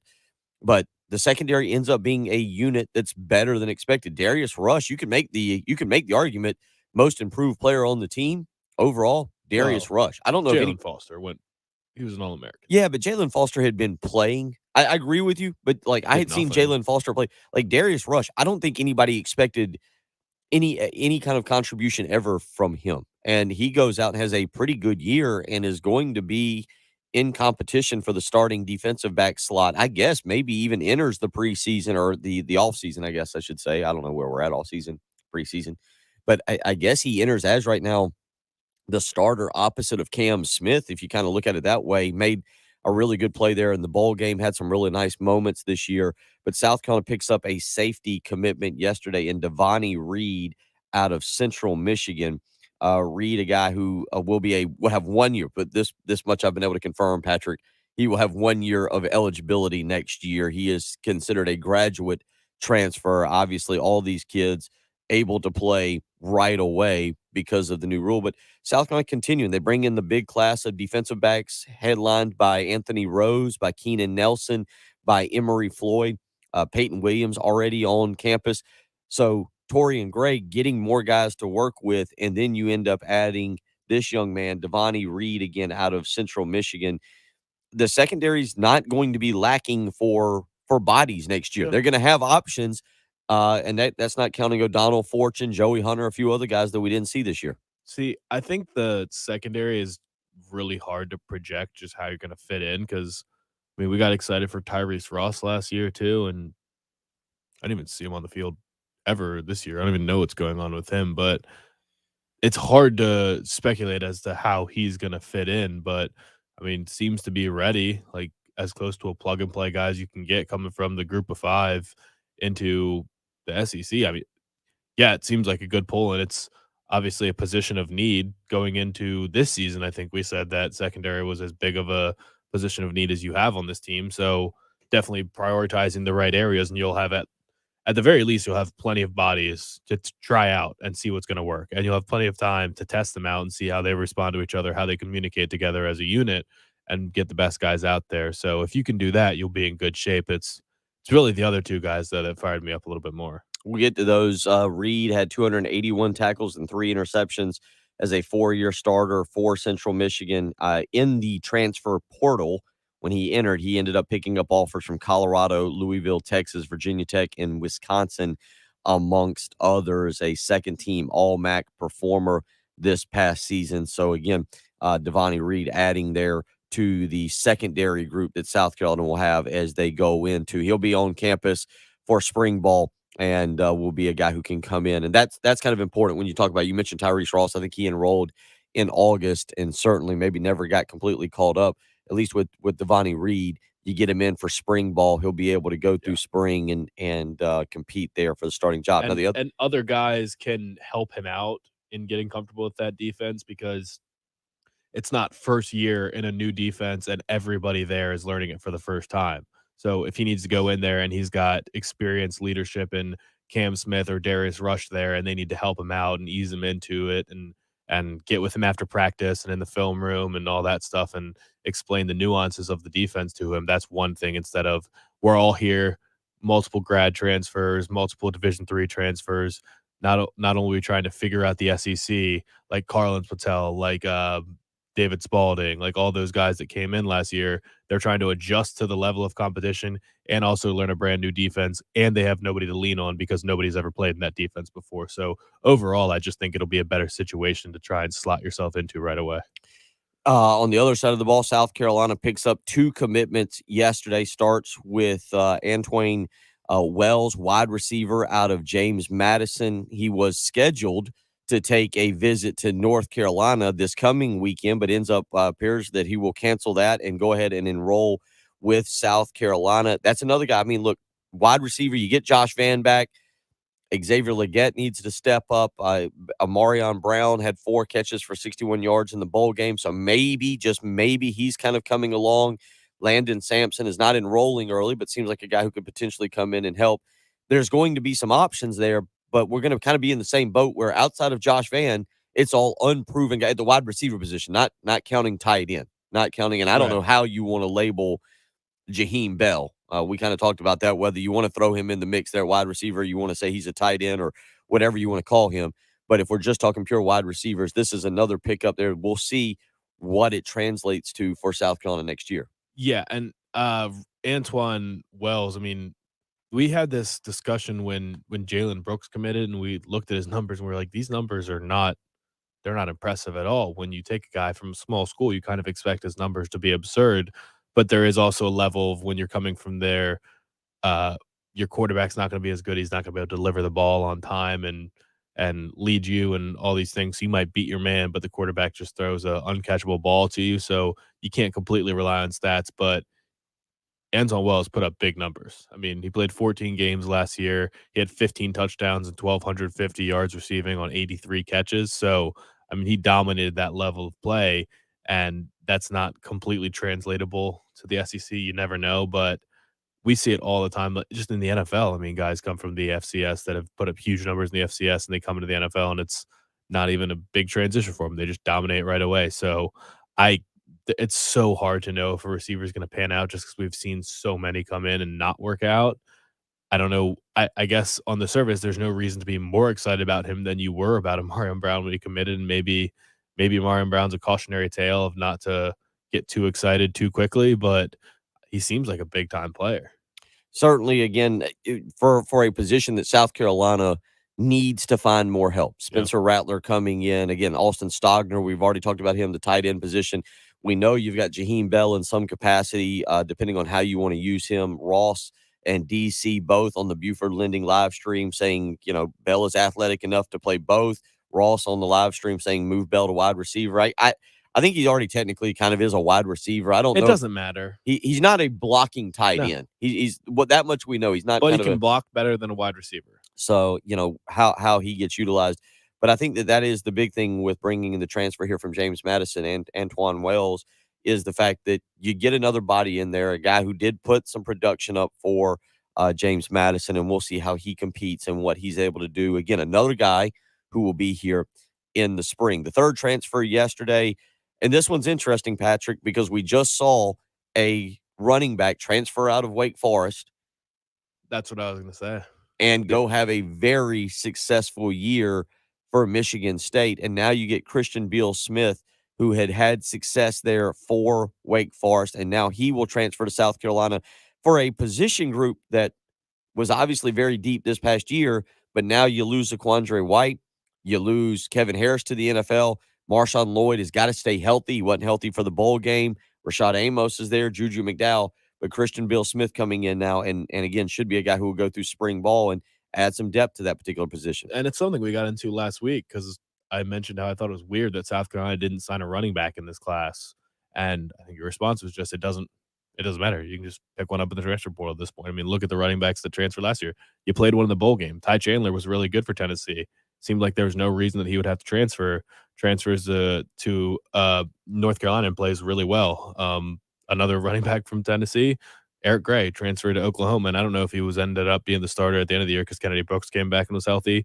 But early on, he was a big contributor for them, too. So we've seen it all over the place. Zach Evans is committed to Ole Miss from TCU. He was a big-time running back. There are big-time running backs all over the place, and he's not Christian Beal-Smith, that is not Kenneth Walker. We're not going to expect him to be Kenneth Walker, but it is a fun storyline just for radio people to say, hey, look, what happened to the last guy that transferred from Wake Forest? Oh, he almost won the Heisman and was the best running back in college football. Beal-Smith, again, has been at Wake Forest for 4 years now. He led the Demon Deacons in rushing each of the last 2 years. His totals for the last for the all 4 years, 1,871 yards, 14 touchdowns, 5'10", 200 pounds is what he's listed at. Again, he'll be here for the spring practice. So, whether you like Marcus Satterfield, whether you're okay with him coming back, or whether you're still upset about him coming back, Patrick, one excuse that Marcus Satterfield and South Carolina will not have this year is, we lack some playmakers. You've got guys now. You've got a guy who was a Heisman candidate at the beginning of the year at quarterback. You've got a proven guy in Josh Vann at wide receiver. You got a proven guy in Alston Stogner at tight end. You got a proven guy in Jaheim Bell. The offensive line looks like it's going to return all 5 starters, good or bad. Say what you want about that.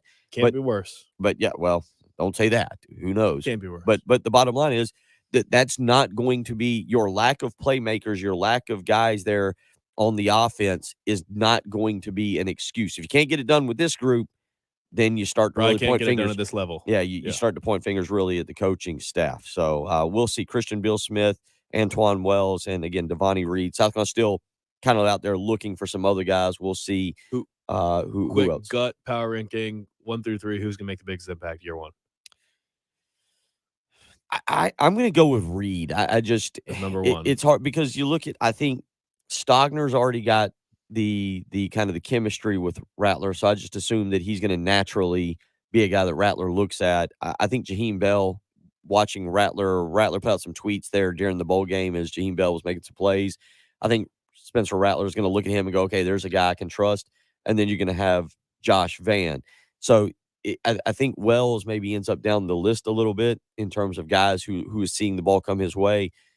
Christian Beal-Smith, it's hard for me to figure out where he'll fit in. But the room's not that crowded, so you got to imagine he's going to get carries no matter what. You would assume. But Devontae Reed comes in at a position where there is transition there. You mentioned Jalen Foster heading out. South Carolina still trying to solidify that secondary, and it needs to get better. I see that as a position he can come in and make an instant impact and kind of be the biggest contributor out of that group. But you'd agree that Wells is the guy that is kind of the sexiest name of the bunch, right? Because of his numbers, you certainly because of the position. Yeah, you certainly look at it and go, okay, is this another game breaker? Is this another guy that gives Spencer Rattler an opportunity to go out and make plays? We'll continue talking about this. Also, ESPN, I just mentioned. Have you seen this, Patrick? ESPN. Somebody sent it to us on Twitter. Has put out their way too early top 25. Mark Schlabach with ESPN has their way too early college football top 25. We'll give you the way too early college football top 25. And, South Carolina may just happen to be in that thing. We'll give it to you when we return. You're listening to the early game on 107.5 The Game. This is Gamecock basketball head coach Frank Martin, and you're listening to 107.5 The Game, WNKT FM, Eastover,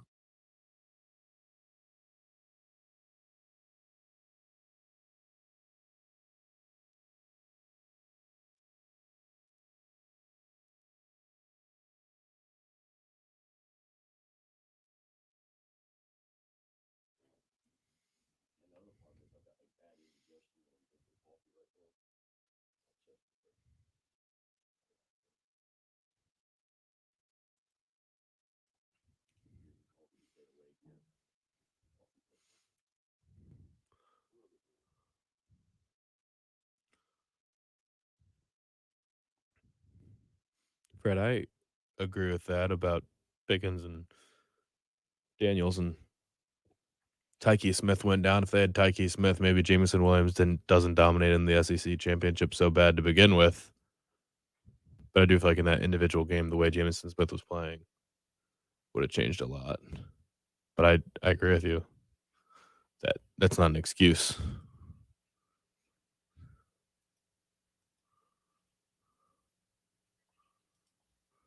Or it doesn't devalue the win at all. Not to me, at least.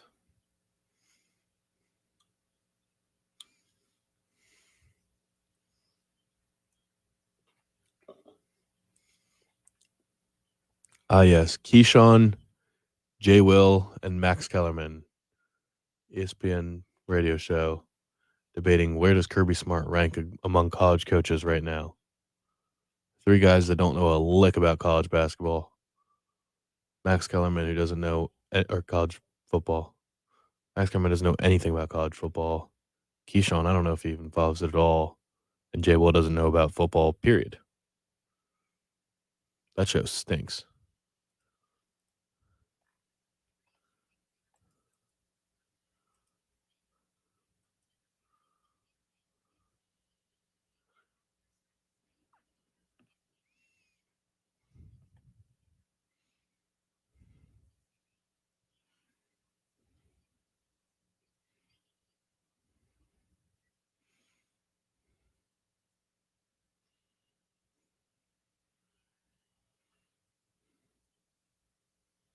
All right. This segment, one more, we'll get you tunnel out.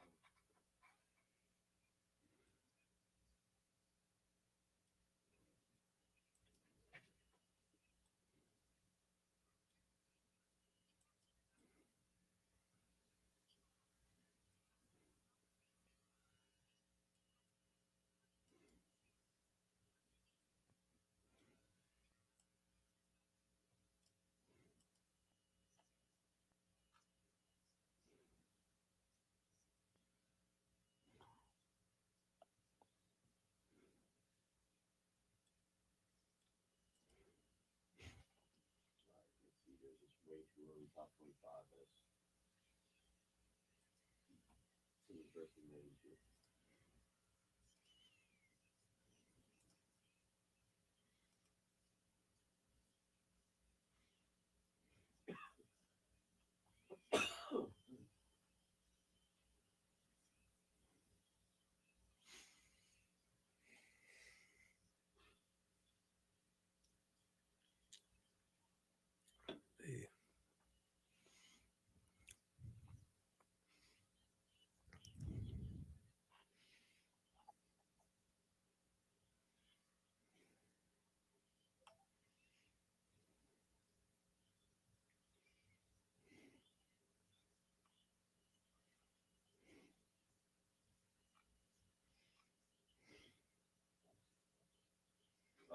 Craig, 33-18, yeah, stayed under 50, 51 points. I think at game time it was 52 and a half.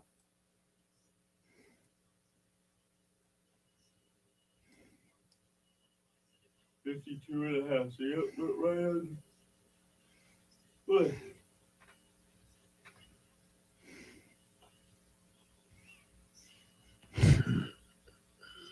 Number 8 on this, way too early top 25 is kind of crazy. Although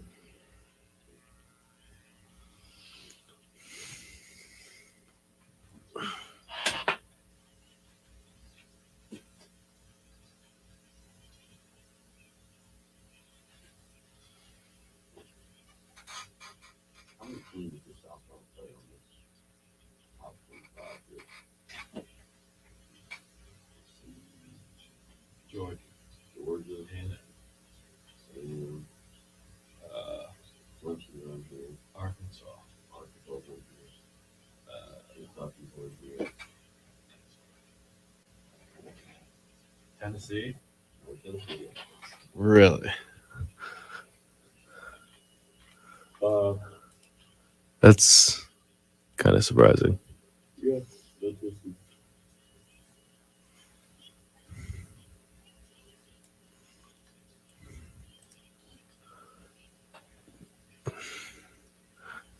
Do you think I'm seeing Will Muschamp retweet Georgia recruits? Do you think any of them are kind of upset that Georgia won because they wanted to be the ones to do it?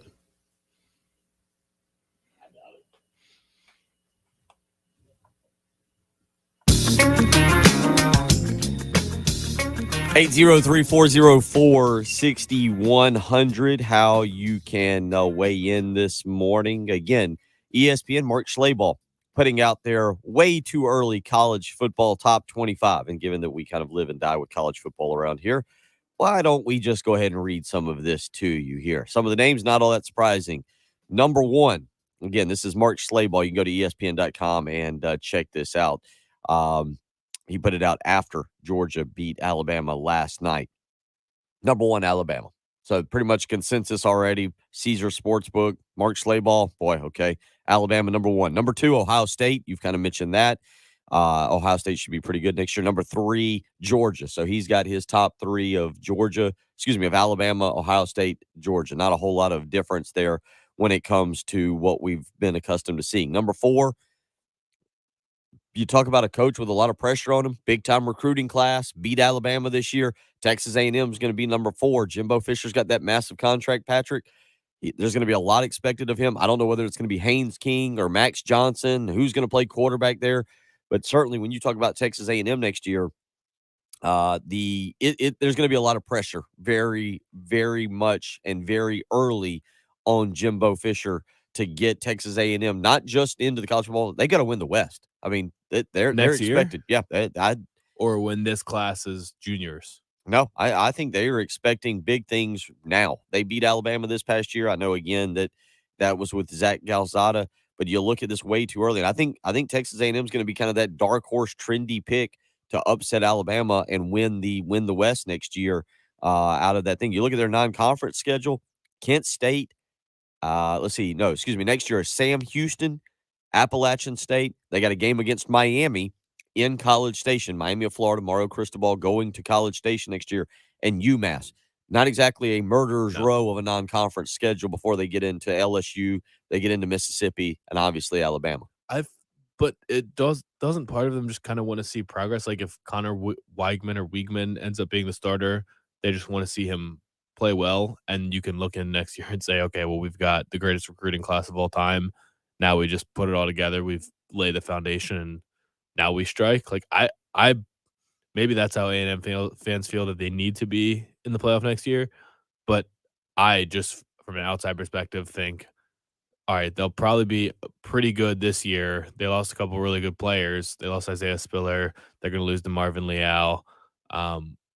Maybe they're just a year away from really, really being dominant, but I don't know. That's right away.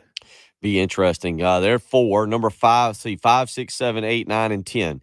5 is Michigan. 6, Notre Dame. Notre Dame is going to be very interesting next year because they had that big lead in the bowl game, and they blew it to Oklahoma State. Marcus Freeman is going to have a lot to prove next year. He's got to kind of figure out the quarterback situation there with Notre Dame and what exactly they're going to do. They obviously had a really highly thought of recruiting class, Patrick, but, at the end of the day, Notre Dame, again, number 6 there in Mark Schlabach's way too early, top 25. Utah, number 7. Utah, pretty good year. Could have won the Rose Bowl there. We'll see exactly what they've got coming back as they move forward. Number 8 on the list, maybe the biggest surprise, he's got North Carolina State, the top team in the ACC. Yeah. NC State in Mark Schlabach's way too early, top 25, and he's got him at number 8. Do we just overall sleep on NC State or underestimate how good of a program they are? No. They've really churned out some talent. Let me read. Big-time talent. I did not know this, what I'm about to read you. I had no clue about this. Like, I'm very familiar with South Carolina football history and what they've done and the lack of kind of tradition and history there. Listen to the sentence I'm about to read you for North Carolina State. It says, the Wolfpack were disappointed about not having the chance to complete just their second 10-win season in 116 years of football. What? I did not know that. When the Holiday Bowl was canceled because of COVID-19 issues for UCLA. They've put out 2 highly drafted pro quarterbacks since 2004. 3. Yeah. And they never won 10 games with any of it. Phillip Rivers? I reckon it says just their second. It was their opportunity. They won 9 games. They were 9-3 this past year. It was their opportunity for just their second 10-win season in 116 years. Yeah, I'm with you on that. And they've had a number one pick. Devin Leary, the quarterback, is expected back for them. He threw for 3,433 yards and 35 touchdowns this year. So he's got NC State at number 8. Number 9, Oklahoma State. Mike Gundy back. Maybe the Mullet's back. I don't know. 10, Michigan State. Is Spencer Sanders back? I have no idea about that either. Yes. Spencer's with quarterback Spencer Sanders and most of the offense returning. The Pokes should be potent again in 2022 is what this says. They did lose their defensive coordinator, obviously, to Ohio State. Number 11 on the list, there's your Clemson Tigers. He's got Clemson at number 11 on his way too early top 25. Oregon at 12. Houston, 13. Wake Forest checking in at 14. We just mentioned they'll be doing that without Christian Beal-Smith. Sam Hartman is back for year number 22 of college. I think Hartman has been down there for quite some time. Iowa at 15, Baylor 16, Oklahoma and Brent Venables not in their customary top 5 spot. They're all the way down at 17 in Mark Schlabach's way too early top 25. They're still at their respective spot in Vegas. So if Mark Schlabach doesn't respect them, at least Vegas does. Yes. Yeah. So Schlabach, of course, right now, Oklahoma probably in the market for a quarterback. I know that they do have Dylan Gabriel, but we'll see what happens with Caleb Williams, although it doesn't look like he's going back there. BYU at 18, Cincinnati at 19, Arkansas 20, Kentucky 21, Southern Cal and Lincoln Riley at 22. I would have Southern Cal and Lincoln Riley finishing above 22. I'd have them finishing. I'll have to look at their non-conference schedule real quick and see what they've got. They bring Alex Greenwich, the defense coordinator from Oklahoma, with them. We'll see what happens with their particular quarterback situation. Jackson Dart, who was their quarterback this past year, entered the transfer portal yesterday. Keaton Slovis has already transferred to Pittsburgh. It does feel like Caleb Williams is kind of trending towards Southern Cal. All right, zip it. Why more than Georgia? I don't know. I've been told we have to take a break. Did you hear? That's Jen's little thing. Zip it. See, there we go. We'll continue talking about it. We didn't get all the way to number 25 and who might be there. You're listening to The Early Game on 107.5 The Game. More of The Early Game coming up on 107.5 The Game.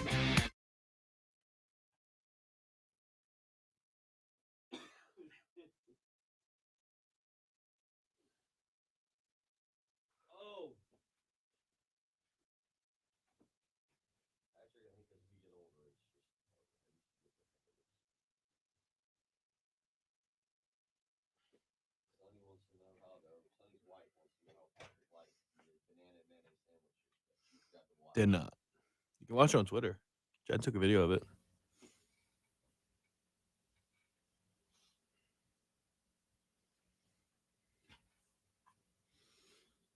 Not good, though.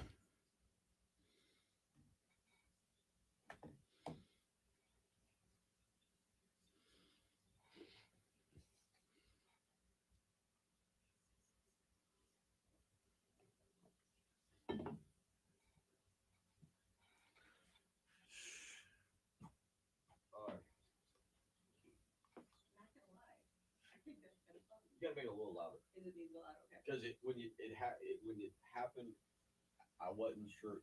Right now, I'm not real sure what I'm hearing and what I'm not hearing. But So volume needs to be up. yeah, because I heard it and I kind of looked at him for a second. And then when you stop, you can probably hear it better because I hit it. Yeah, the second time. Yeah. Awesome. Because I had just looked at the clock. I was like, I think I got time to get this in. And then I heard it, but it took a minute to process. Well, and when we're in the list almost at 14, I almost hit it because I thought, okay, then you can tease the final 10. And that cut it out. So I'm good. Oh yeah, did you see what this person has said us on Twitter? I don't know who hands out the hats or the gear after the game. Did you see they handed out the Alabama hats? Oh no! So there's a bunch of pictures of Georgia players wearing Alabama national championship hats. I did not see that. That's the Kobe Dean picture. Oh, yeah. I know what I was. What? No, I met somebody. Well, I didn't meet somebody. I know somebody who goes.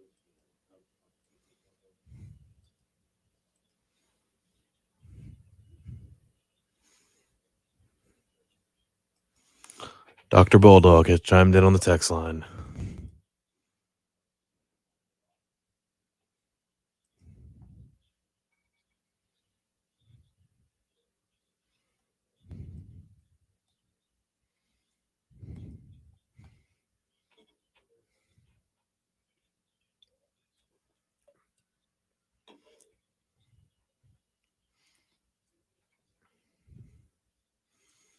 I would agree with that, Chuck, mostly because Caleb Williams is that good, but Georgia's about to lose so much talent. I mean, they're going to lose probably 7 or 8 starters from that defense, and then probably 3 to 5 starters on offense.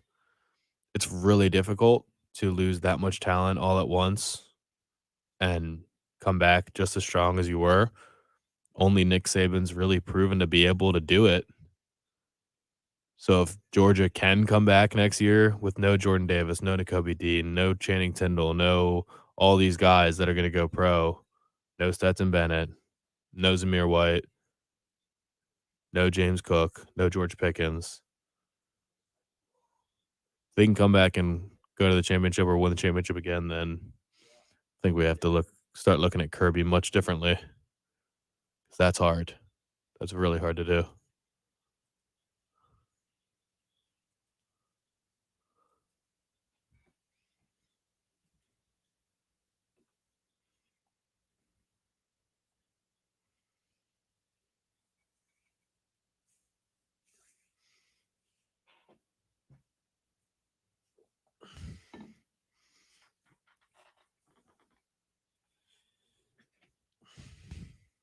Oh,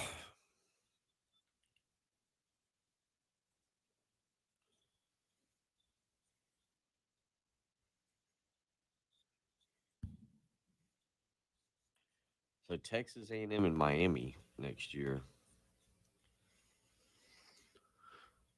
I kind of wanted to look and see what the best games for opening weekend are.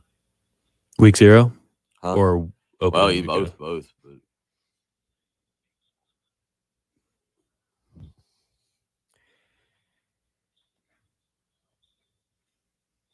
yes, we do things differently here. Jen now has the ability to just tell me to stop talking, to shut up so we can get breaks in and continue moving. So if you hear zip it, it's Jen's way. Yesterday she shot a Nerf. Yeah, that one. Yesterday she shot a Nerf gun at me. Apparently she bought the most powerful Nerf gun known It's a pistol. on the market. It's Did you a see it? pistol. The little Nerf come Yeah. flying by me It yesterday? did seem to be coming in at a Itty high bitty. rate of speed. It Itty is, yeah. bitty. It's like a noisy cricket is what it really looks like off of Men in Black. So if you hear, what is it? Play it again, Jen. There's some variations of it, Yeah. but When a problem comes along, you must zip it. Jen's way too Zip happy. it good. Okay. Yeah, Jen's loving that. So we'll do that. We will get you the rest of this way too early top 25 in hour number 3. We'll go ahead and spoil the spoiler part of that. South Carolina, Patrick, checks in on Mark Schlabach's way too early top 25 at number 25. You mentioned it. That speaks volumes, too, about what winning a bowl game does, because we're sometimes homers, but I think we would have agreed we would have had Tennessee in the top 25, not South Carolina. Yeah, agreed. We'll talk about that. We'll continue talking about the national championship game. Basketball tonight as well, South Carolina and Tennessee. Speaking of that, you're listening to the early game on 107.5 The Game.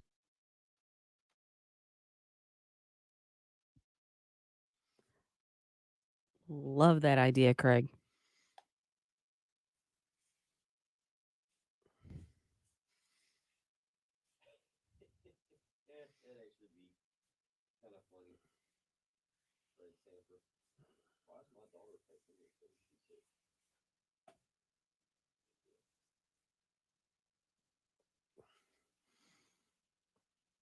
Yeah, Chuck, I don't think it'll be as crazy as LSU, whatever they had, 16, 17, 18, something like that.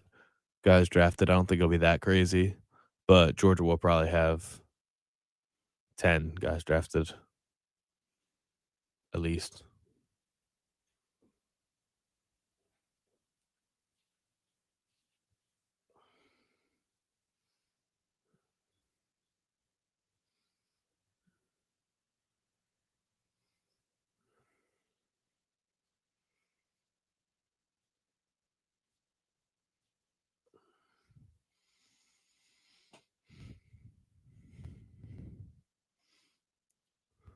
Do college football rosters still say the majors?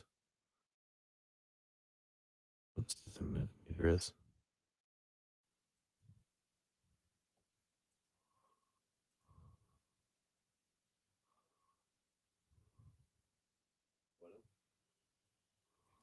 Stetson Bennett's major. Doesn't even say.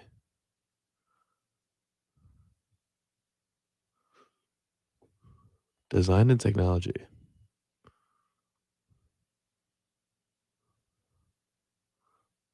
Is he gonna have to get a real job, or when you break a 41-year drought,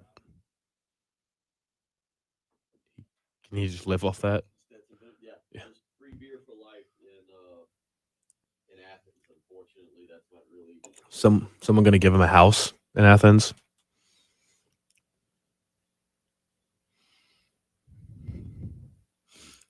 Free beer for life's not gonna get it done. Free food for life is gonna get it done. Oh my goodness! Oh, okay, get the block. You saw Jaws block? John Morant's block? Oh.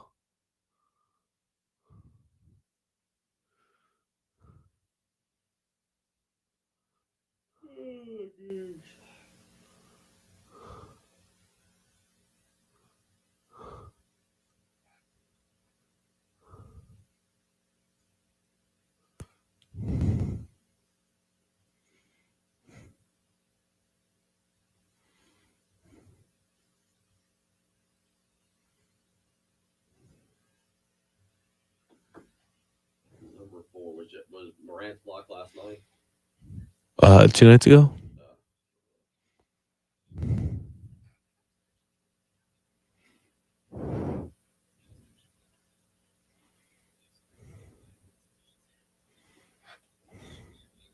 I agree, York. I kind of was a Vince Dooley fan. Again, I got lots of family members that are Georgia fans. I didn't that are know from Georgia. I didn't know who Vince Dooley was before 2015. You didn't know who Vince Dooley was? Before 2015, no. What was it in 2015 that caused you just? I came to South to Carolina, learned about the SEC.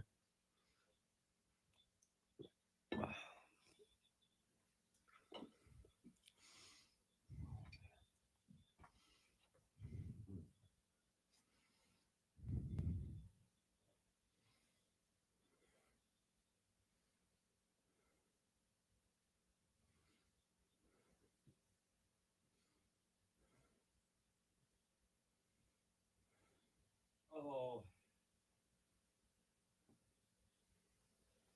I think I need to go buy Austin some soccer cleats today. Boy, we got basketball practice at 8 o'clock now. 7:45. It's too late. It's way too late.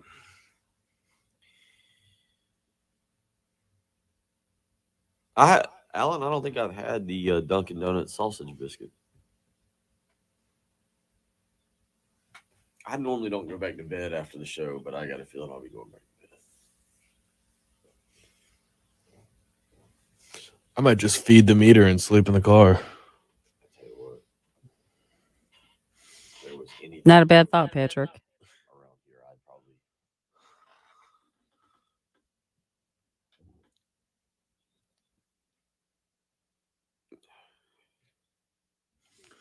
Sorry, we don't have to do a third hour. We can turn it over to Jim.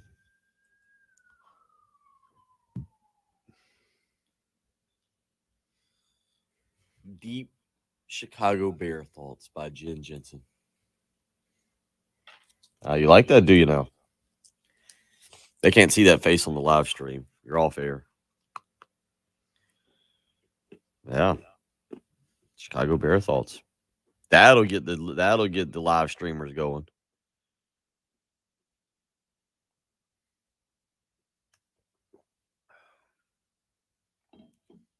Ooh, yeah, that just look bad.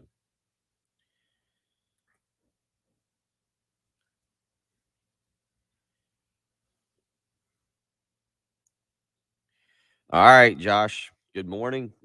We'll do it all again tomorrow morning.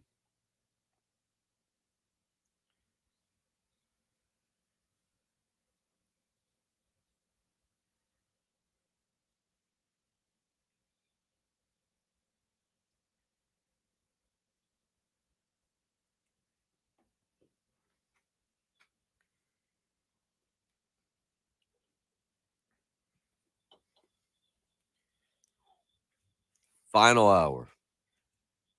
All Chicago Bears talk.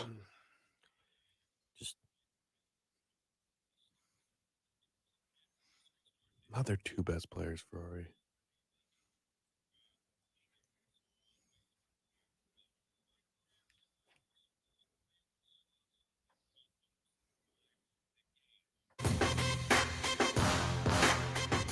Hour number 3. Hopefully, some of you now up, and Adam and I doubt, Patrick, there's many. Harry on the Cool Care Heating and Air text line, though, feeling very good about himself this morning. He says he predicted 34-13 Georgia. Feels pretty good about how awesome he is. He wasn't that far off. Gamecock Larry, he's now back to being Gamecock Larry, by the way. Not so close on his prediction. What was his 38-34? He had a wild number up there for 72 points. The over-under was 52.5 last night. And really, for the longest time, it didn't look like it was going to be anywhere close to 52 points. And then some points got going because late in the ball game, Georgia kind of puts up the late pick six. They get up 26-18. Alabama was driving. Looked like we were maybe going to get another real classic ending to this national championship game, but Georgia with a 79-yard pick six there that wraps up the ball game in the final minute to go. So Georgia claiming their first national championship since 1980. Kirby Smart. Patrick, say what you want about Kirby Smart. He was brought into Georgia to do this. Mark Richt was a very successful coach. Where do you now put Kirby Smart? Because we're seeing this. Ferrari on the Buford Lending live stream says, "Oh, hey, Alabama without their top two players." But where in the world do you put Kirby Smart in terms of college coaches now? What he's done in terms of recruiting, I know you can do that. A lot of people can do that at Georgia, but now he's got his national championship that he can add on his resume. Where do we have Kirby Smart in the hierarchy? You got Jimbo Fisher's got a national championship. Dabo Swinney's got 2. Nick Saban's got 7. Mac Brown's got 1. Am I leaving anybody else out that is currently coaching college football that has a national championship? Am I forgetting anybody at all here? We've got Fisher, Mac Brown, Swinney, Nick Saban, and now Kirby Smart. 5 coaches in college football who have a national championship. If I'm leaving someone else out, please remind me. But those 5 guys, where do you put Kirby Smart now in the hierarchy of college football head coaches? I guess 3. Because, I mean, Georgia was strong, but not as ready-made as Urban left Ohio State to Ryan Day. He's a ridiculously good recruiter. I don't think I can put him up. I don't think I can put Jimbo above him right now, even though Jimbo has won a championship, because he's had all the resources at A&M for going on 5 years. Has it been 5 years yet? Yeah, we had a couple years. I think this will be year number 5. I could be wrong. I think we had 2 years of Willie Taggart down in Florida at Florida State, and this was Mike Norvell's second year. So I believe next year will be year 5. I could be wrong on that. Kirby's been pretty consistently beating everyone but Alabama, and now he's jumped over the Alabama hump. And I do wonder what this could mean for them going forward. I mean, I think Chuck on the live stream said if they get Caleb Williams, they'll go to the national championship next year too. And I said, I agree with the premise, but the next step for Kirby is to prove that you can do it year in and year out, because no one's really lost that much talent. Like LSU lost 18 NFL players, and over a year and a half later, their head coach was fired. Auburn wins a national championship with Cam Newton on the back of Cam Newton, lose him, and then the next year, Gene Chizik is fired. The only person who's consistently lost boatloads of talent and kept winning is Nick Saban. Dabo did it kind of mostly, but it was mostly on the backs of that insane defensive line group and Deshaun Watson. So I would say Saban 1, Dabo 2 is pretty clear. And I don't know who's doing it better than Kirby right now. Georgia next year will open the season in Mercedes-Benz Stadium. Should be a top 15 game against Oregon. So kind of a home game. Oregon will have to come across the country Georgia will get them at Mercedes-Benz Stadium. That's going to be interesting with Kirby against Dan Lanning. Yeah, that's a good point. I didn't put the connection there with Dan Lanning Yeah, that'd going be out cool. to Oregon. So that's their schedule. After that, you look at the schedule, and if you're looking at it from a national perspective, Samford, then South Carolina, Kent State, they'll have to go to Missouri. They get Auburn in Georgia at Sanford Stadium. Vanderbilt, they'll beat Vanderbilt by about 3 million. Florida in Jacksonville. They get Tennessee in Georgia at Sanford Stadium. Mississippi State out of the West, a late season game, November 19th against Kentucky, and then Georgia Tech. They might cruise to an undefeated season. It's hard to look. You're exactly right. Oregon's got a coaching change. Dan Lanning coming over. They're gonna have to come across the country. It's hard to look at that game and say that Georgia won't be a double-digit favorite. Georgia will have to figure out the running back situation a little bit. I think James Cook, Zamir White, I believe, is finally off to the pros. Well, I'm looking at their one of their depth charts that said he's a redshirt junior. Okay. So, I mean, I think there's a chance that he could come back, but if I would assume that Zamir White's just going to go pro. You would assume, yeah. You don't keep putting your body through that as a running back when you have the opportunity to go pro. So they do that. We'll see how exactly it kind of plays out in terms of the quarterback situation there. Again, Caleb Williams, maybe. Brock Vandergriff was a 5-star quarterback. Gunnar Stockton is a 5-star quarterback. If you had to bet money on it right now, who is the starting quarterback for Georgia next year? Is JT Daniels, does he have another year of eligibility? Yes. I go JT Daniels. I think he gets the start against Oregon in the opener. Okay, if you had to bet on who gets the first start and the last start. I personally think what you're going to see is Caleb Williams follow Lincoln Riley to Southern Cal. You look at the transfer of Jackson Dart yesterday, the Southern Cal quarterback. Southern Cal needs a quarterback now. And the job is wide open. It's all Caleb Williams if he wants to go out there and follow Lincoln Riley. That's just the way it seems, the way it kind of looks right now. So I'll go that JT Daniels gets the start. They're not going to have to do much. You look with that schedule we just talked about, and getting back to the national champion, getting back to the college football playoff.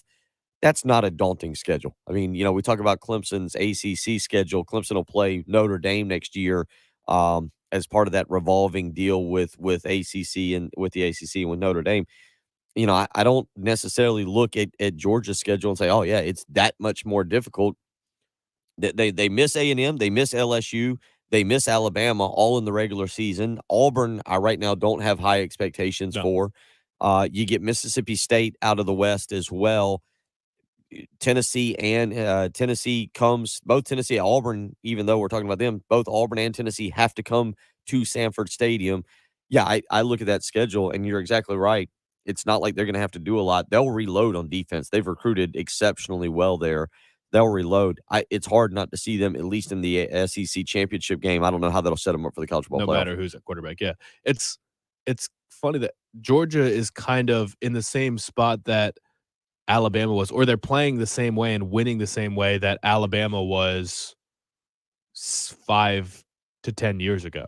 Like, really good defense, try and control the football, don't make mistakes, win low-scoring games, and just physically dominate everybody. And that's how Bama won all of their championships with nondescript quarterbacks. I can't remember which ones won championships and which ones lost championships, but you had Greg McElroy, A.J. McCarron, Jake Coker. I think Blake Sims lost the championship or maybe didn't make it, but all these guys. And then basically the game that changed the course of college football overall right now and Alabama's dynasty was the Georgia game, because Nick Saban made the decision that I can't have a game manager in here anymore. I need a guy that can rip it and score lots of points, and he pulled Jalen Hurts out for Tua. And ever since then, Alabama's been a high-flying, high-scoring offense with Heisman Trophy-winning quarterbacks. And now Georgia is kind of doing the same thing that Alabama did before that game. And I wonder how much longer. I mean, sure, JT Daniels can start next year and probably go 12-0, but can he beat Bryce Young in the national championship next year? I don't know. At some point, Georgia's going to have to do the same thing, and they're going to have to say, look, we can't be content with Jake Fromm types. We need to shoot for the stars, and we need to make a hard decision like benching Jake Fromm and putting Justin Fields in. Like there's going to come a time where Georgia's going to need that. It'll be interesting to see. We'll get closer. Alabama, if you're just wondering, they'll open the season. Alabama will next year against I think it was Utah State. Utah State is the opener. Their big non-conference game, Alabama's big non-conference game, comes in week 2. Steve Sarkisian. They go to Texas. They go to Austin, Texas. Future SEC game. Big name game. Big name game. But Alabama's going to destroy them. Probably so. So that's their big non-conference Bryce game. Young versus Quinn Ewers. Ooh. Be a little, yeah. You're already kind of excited about it, though, aren't you? Yeah, I I heard that part. ooh come from you there. If you're wondering, Texas A&M comes to Tuscaloosa Saturday, October 8th. So you look at that I'm going to bet schedule. on Alabama to destroy them too. A&M. Yeah. Revenge game. We'll see. That one will be kind of interesting, but I'm kind of with you. Long way to go before we get there. But yeah, just it's Alabama next year opens with Utah State on the opening Saturday, and then the following Saturday makes the trip to Texas. Of course, South Carolina opens with Georgia State next year. Clemson opens with Georgia Tech. I believe that is a Memorial Day night game. Follow me there, the Memorial Day. I believe I have seen that schedule. Excuse me. Yeah, I don't know what I'm talking about. Memorial Day. I'm just ready for warmer weather. And I would love if college football was played on Memorial Day. Hey, we would. Yeah, during the summer. 803-404-6100. How you can join us this morning, as well as hopping on the Buford Lending live stream. Alan is already all in. We've just called him Gamecock Alan, kind of like Gamecock Larry. He says, I'll go on record and say it. He is predicting South Carolina to beat Georgia in week 2 next year. I believe that is correct. Week 3. South Carolina goes Georgia State at Arkansas, and then Georgia comes to Columbia on September 17th. We haven't even mentioned this whole time the South Carolina link that the streak is broken now. For the East teams, Yep, that goes. The regular season. We're gonna hold on just regular season games. Okay. Regular season game. South Carolina still the last regular season game to Stephen Garcia to beat Georgia. But you are right there. As a tough year for Nick Saban. He loses to 2 former assistant coaches. It's ridiculous. I mean, is this going to become a habit now because Jimbo's recruiting at a ridiculously high level and Georgia is a machine? So 25-0, that's what he was, right? Because now he's 25-2. Something like that. That's insane. 20, I believe he's actually 26-2, I believe now, because he did pick up another victory over Kirby Smart. The dam is broken. It's going to keep happening. Unbelievable. 803-404-6100. How you can join us this morning. Again, you can weigh in on the Buford Lending live stream and join the conversation. Steve, Ferrari, Craig, Allen, Hope, Artia, they're all in there discussing next season already and what may or may not be for South Carolina. Certainly, we will continue to talk about that. Speaking of South Carolina, I mentioned this, Mark Schlabach putting out his way too early top 25, Patrick, and he has got South Carolina at number 25. Let me read to you what Mark Schlabach puts in. He put this out last night after the national championship game. But Mark Schlabach with South Carolina in his way too early top 25. He's got him at number 25. He says, Shane Beamer's first season as a head coach could not have gone much better. Given the Gamecocks' lack of depth and problems at quarterback, still they scratched out 7 victories, including wins over Florida, Auburn, and a 38-21 rout of North Carolina in the Duke's Mayo Bowl. Beamer addressed his quarterback issues by bringing in former Oklahoma starter Spencer Rattler and signing high school passers Tanner Bailey, who was the number 6 pocket passer, and Braden Davis, who is the number 7 dual threat quarterback, according to ESPN Recruiting. Some key players will have to be replaced on defense, but linebacker Brad Johnson and safety R.J. Roderick will be returning for another season. What's surprising about that, Patrick, is if you'd have asked us this, 2 weeks ago? A week ago? Yeah, 2 weeks ago. Tennessee would be the team that you would have out of the East following Georgia, Florida, and Kentucky. I should go back. Does he have Florida in this top 25? I don't remember if he does or not, actually. He's got Mississippi. He does not have Florida in his way too early top 25 as they make the transition from Dan Mullen to Billy Napier. But I'm surprised he doesn't have Tennessee in there. Tennessee right now, I think you feel good about, if you're a fan of either both Tennessee and South Carolina, you feel good about both of your seasons. But I think if you're Tennessee, you're really kind of excited with where they're heading. Yeah, and I think they were just objectively better. I mean, they slapped South Carolina around. South Carolina couldn't do anything against them. But I think that Mr. Schlabach is doing this kind of for clicks because he knows he's seen the interaction that everything involving South Carolina is getting right now. He knows they're rabid on social media, and this was going to get spread around. And I also think that he's using social media to inform this little blurb because he mentioned that Brad Johnson and RJ Roderick are the key returners on defense. I mean, Zach Pickens is better than both of them. And you can make the case Jordan Strong is just as important. Getting a edge rusher back who like RJ Roderick a year ago, we thought had played his last game in a Gamecock uniform because he just opted out in the middle of the season and wasn't playing well. And everyone was saying, okay, well, sayonara. Well, good luck in your next school. And Brad Johnson just switched positions and played well. He's a good leader for the team, but he's not one of those key pieces. I think he was looking at Clayton White's or Shane Beamer's Twitter pages and saw the edits, saw him retweeting the fact that those guys made the announcement, I'm staying, and just used that in his piece. Because you should have mentioned Josh Vann. That's a big piece. That's more important than RJ Roderick coming back. I would make the case, maybe Zach Pickens, Jordan Strong. I think you could even make the case there for Sherrod Green, who obviously got injured in the Georgia game. Got injured very early and was not really a part. Staley's a key starter expected to leave in that blurb. Yeah. So I mean, it is what it, like you said, for clicks. I don't know. Way too early, top 25. What's the biggest? You look at Mark Schlabach's way too early, top 25. What's the biggest gripe you have with it? The way too early. If you had one thing that you were going to pick and say, no, that's I'm not even buying into that one. Which one are you going with? Dude, 23 for Ole Miss is pretty low. New quarterback. I guess. New quarterback.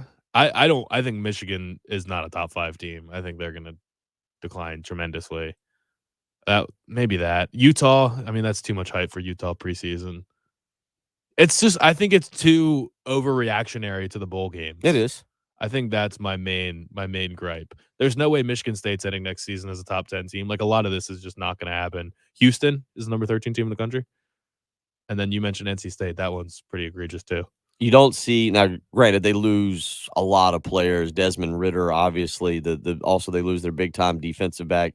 Cincinnati in here though at 19 is where you've got them or where he's got them slated. So you can go check that out. I'm sure it'll make a lot of rounds today on social media, obviously on message boards as well. But Mark Schlabach putting out his way too early top 25 in regards to the 2022 season. And again, it's headlined by Alabama at number 1 and South Carolina falling in there at number 25, Clemson landing at number 11 on that list. We'll continue talking about that. We'll get back into some national championship talk. In South Carolina tonight travels to Knoxville for an SEC showdown. The Gamecocks, Patrick, 14.5 to 15-point underdogs on the road in Knoxville against Tennessee tonight. We'll talk a little basketball as well. If you want to weigh in, 803-404-6100. If you want to talk off air to Jen about her Chicago Bears, Matt Nagy fired as Chicago Bear head coach. She is just dying to talk Chicago Bear stuff. Just coming unglued in there. She's got her Nerf gun and is just fired up. It's a good day, man. A little bit too happy about someone losing their job. Oh, come on. I've lost my mind for how many years? He's got a family. Yeah. They were chanting fire Nagy at his kid's game. Yeah. They shouldn't do that. Yeah. Well, it was kids. Seems unfair. Can't stop kids from doing that. And maybe the little kid thought they were meant firing him and not his dad. I think it was the student section. I don't think it was adults in the crowd chanting that at the kid. That would be wrong. But yeah, well, we've seen what people from Chicago are like with Jen, so it wouldn't be completely. You're listening to the early game, 107.5 The Game. This is South Carolina head women's basketball coach Dawn Staley, and you're listening to the home of the Gamecocks, WNKT FM, Eastover, Columbia, 107.5.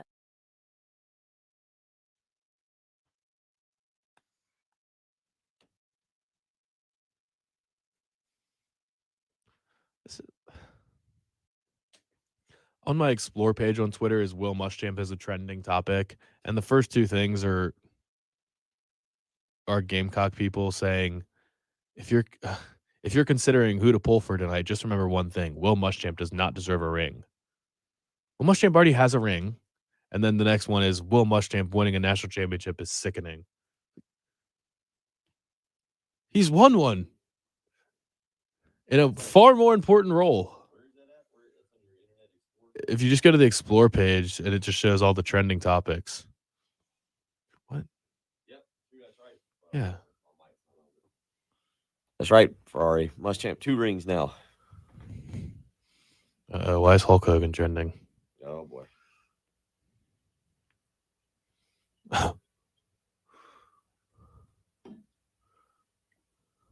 No particular reason, it doesn't look like.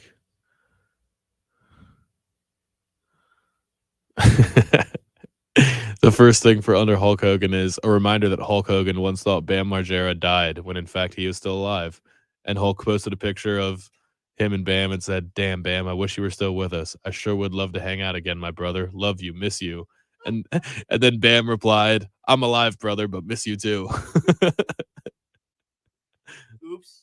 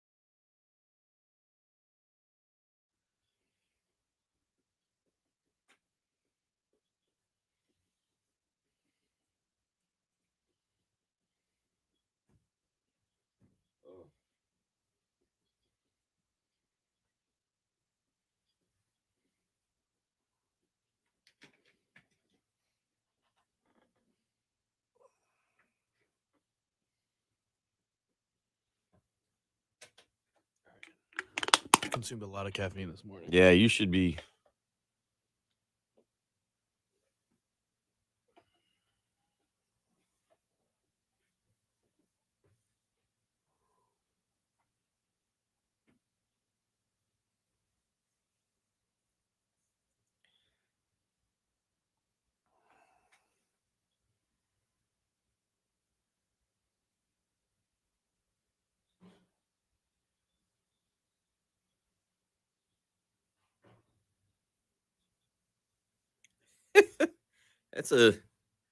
That's a run of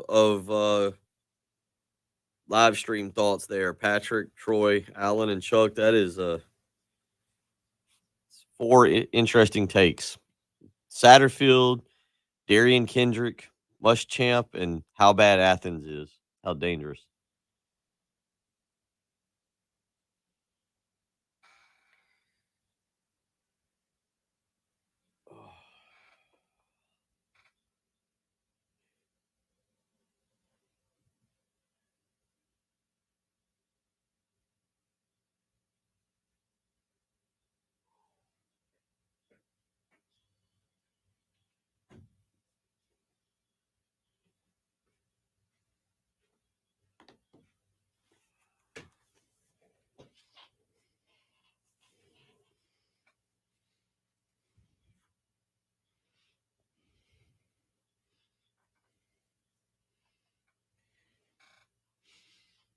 All right. We've got it down to about 28 minutes, Patrick. We're almost there.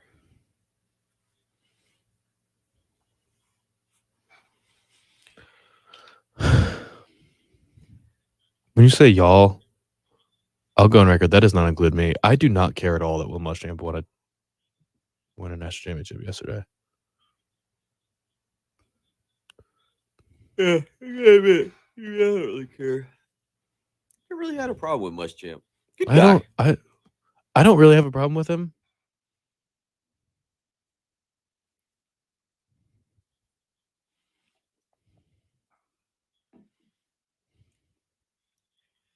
do feel like Athens was a lot more fun when I was younger. Now I do feel slightly endangered over there.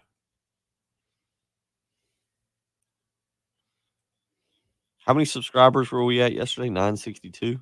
Not sure. We're at 963 today. Tearing it up.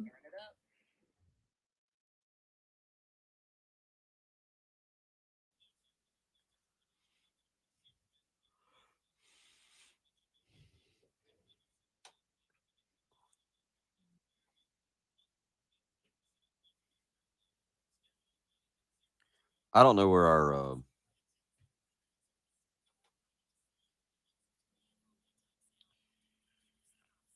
let me see if I can find it. See if I can make Patrick or Jen happy here.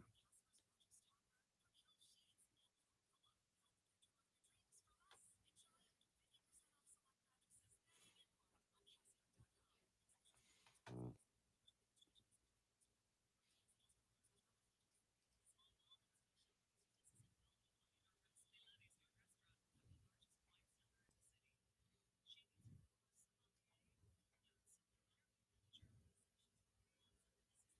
'I'm trying to think, Patrick. When did you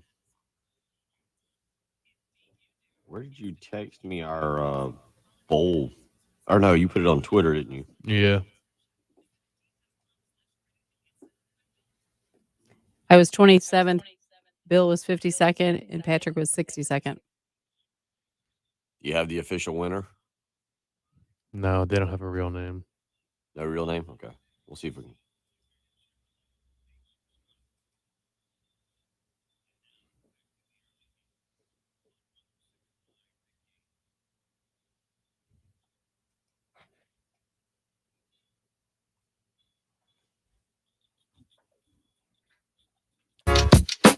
$8:29 on a Tuesday morning as we officially, Patrick, venture into the off season now. It is we still have NFL, so we're still good there. Now, yesterday, again, kind of an interesting day. Give us the quick breakdown again. Matt Nagy out, Brian Flores. Brian Flores, was that surprising to you with the Dolphins? And what direction? Like he's going to be a hot commodity to basically land another head coaching job somewhere. If I had to guess, he's a perfect fit for the Broncos job because he's not super dissimilar from Vic Fangio in that he's a defensive-minded, kind of a defensive genius. Vic Fangio is probably the best defensive coordinator in the game. Whoever hires him is getting the best defensive coordinator in football. But Brian Flores is probably going to be a little bit better at just managing a team. He's got the personality and the moxie to run a full team, and Vic Fangio's seems like more of just like a defensive guru that's better just running one unit and worrying about only the defense. So I think he'd be an awesome fit in Denver, and then they just do whatever they can to get Aaron Rodgers, Russell Wilson, or Deshaun Watson, and just like that, they're a Super Bowl contender.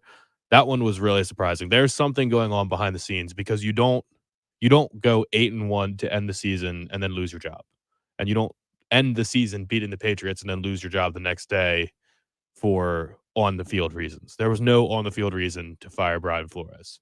They are trending upwards in a big way, still have a lot of roster issues, and he's made the most out of that team and made the most out of that talent. So that one's really surprising, and I'll be really interested to see where he ends up. The early rumors or the buzz, kind of, I guess, no reason for the rumors, but Stephen Ross, the owner, is a Michigan man, and wanted, or the rumor is that he wanted Jim Harbaugh to come coach for him, but he put out a statement saying, "I assure you, this is not about Jim Harbaugh. I'm a Michigan man, and I don't want to be the one that takes Jim Harbaugh out of Michigan."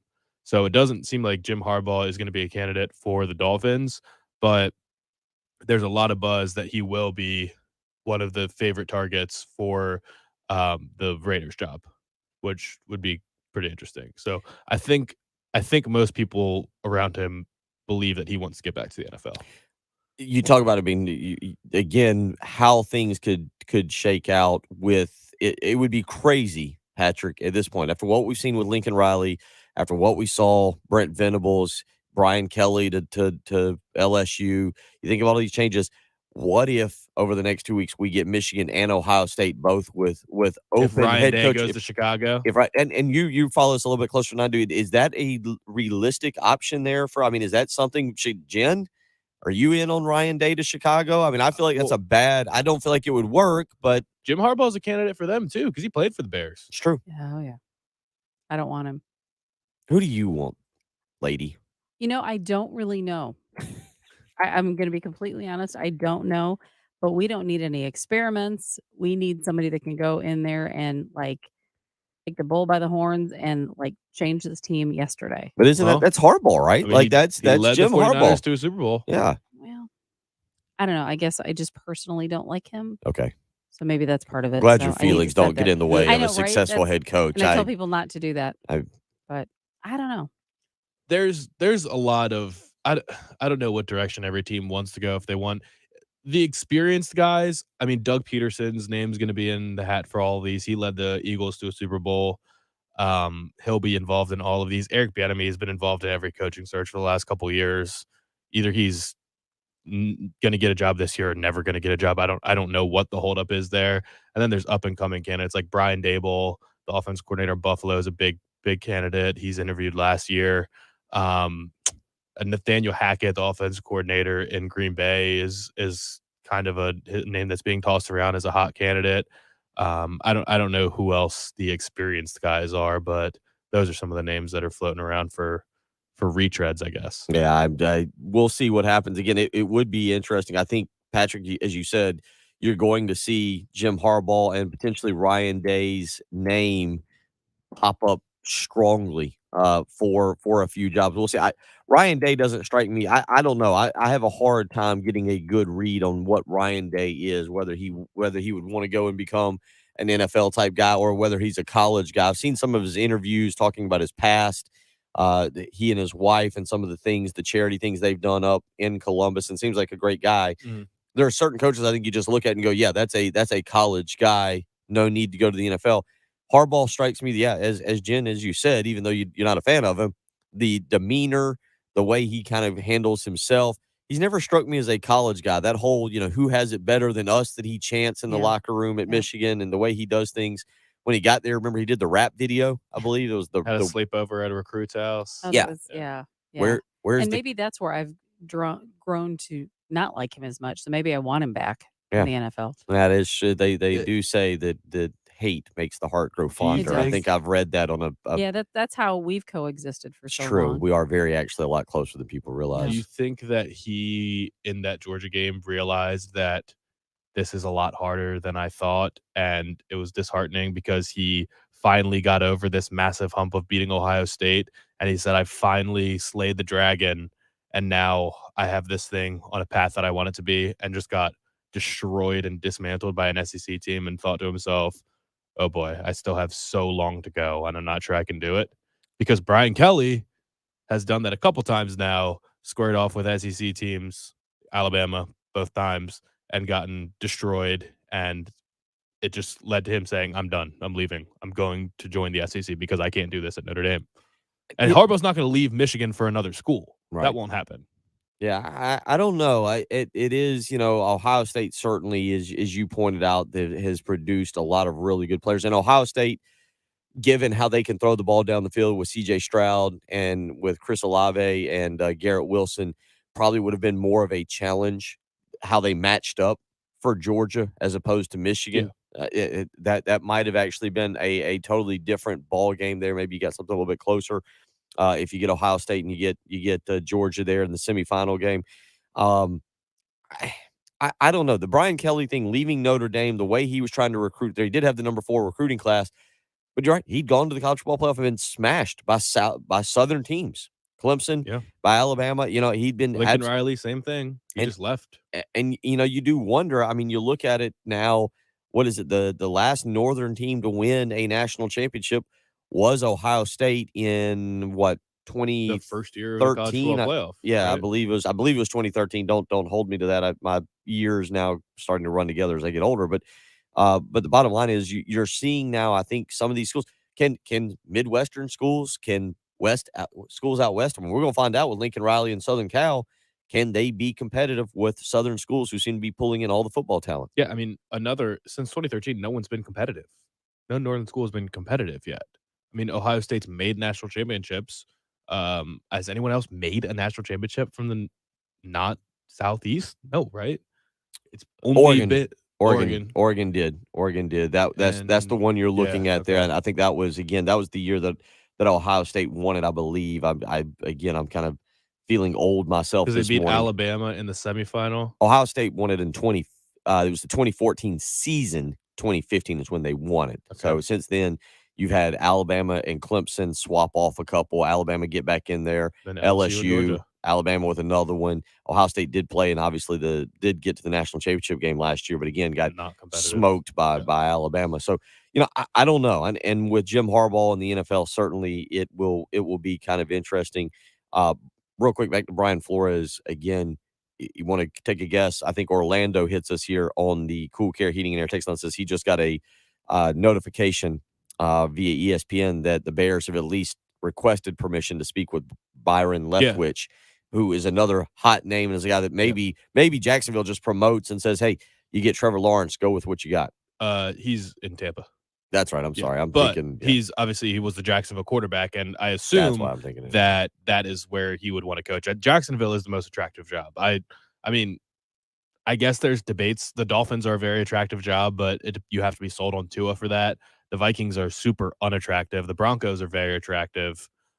If you can find a quarterback, if you're confident you can get a quarterback, but just in terms of being able to mold a franchise and have a lot of picks and money at your disposal, the same story as last year. It's just you're kind of delayed it 1 year because Urban Meyer made a mess of that situation. But the Jaguars are in a great situation. Trevor Lawrence was lights out on Sunday, played the best game of his rookie season and the last game of his rookie season. So there might be a little bit of momentum there for him.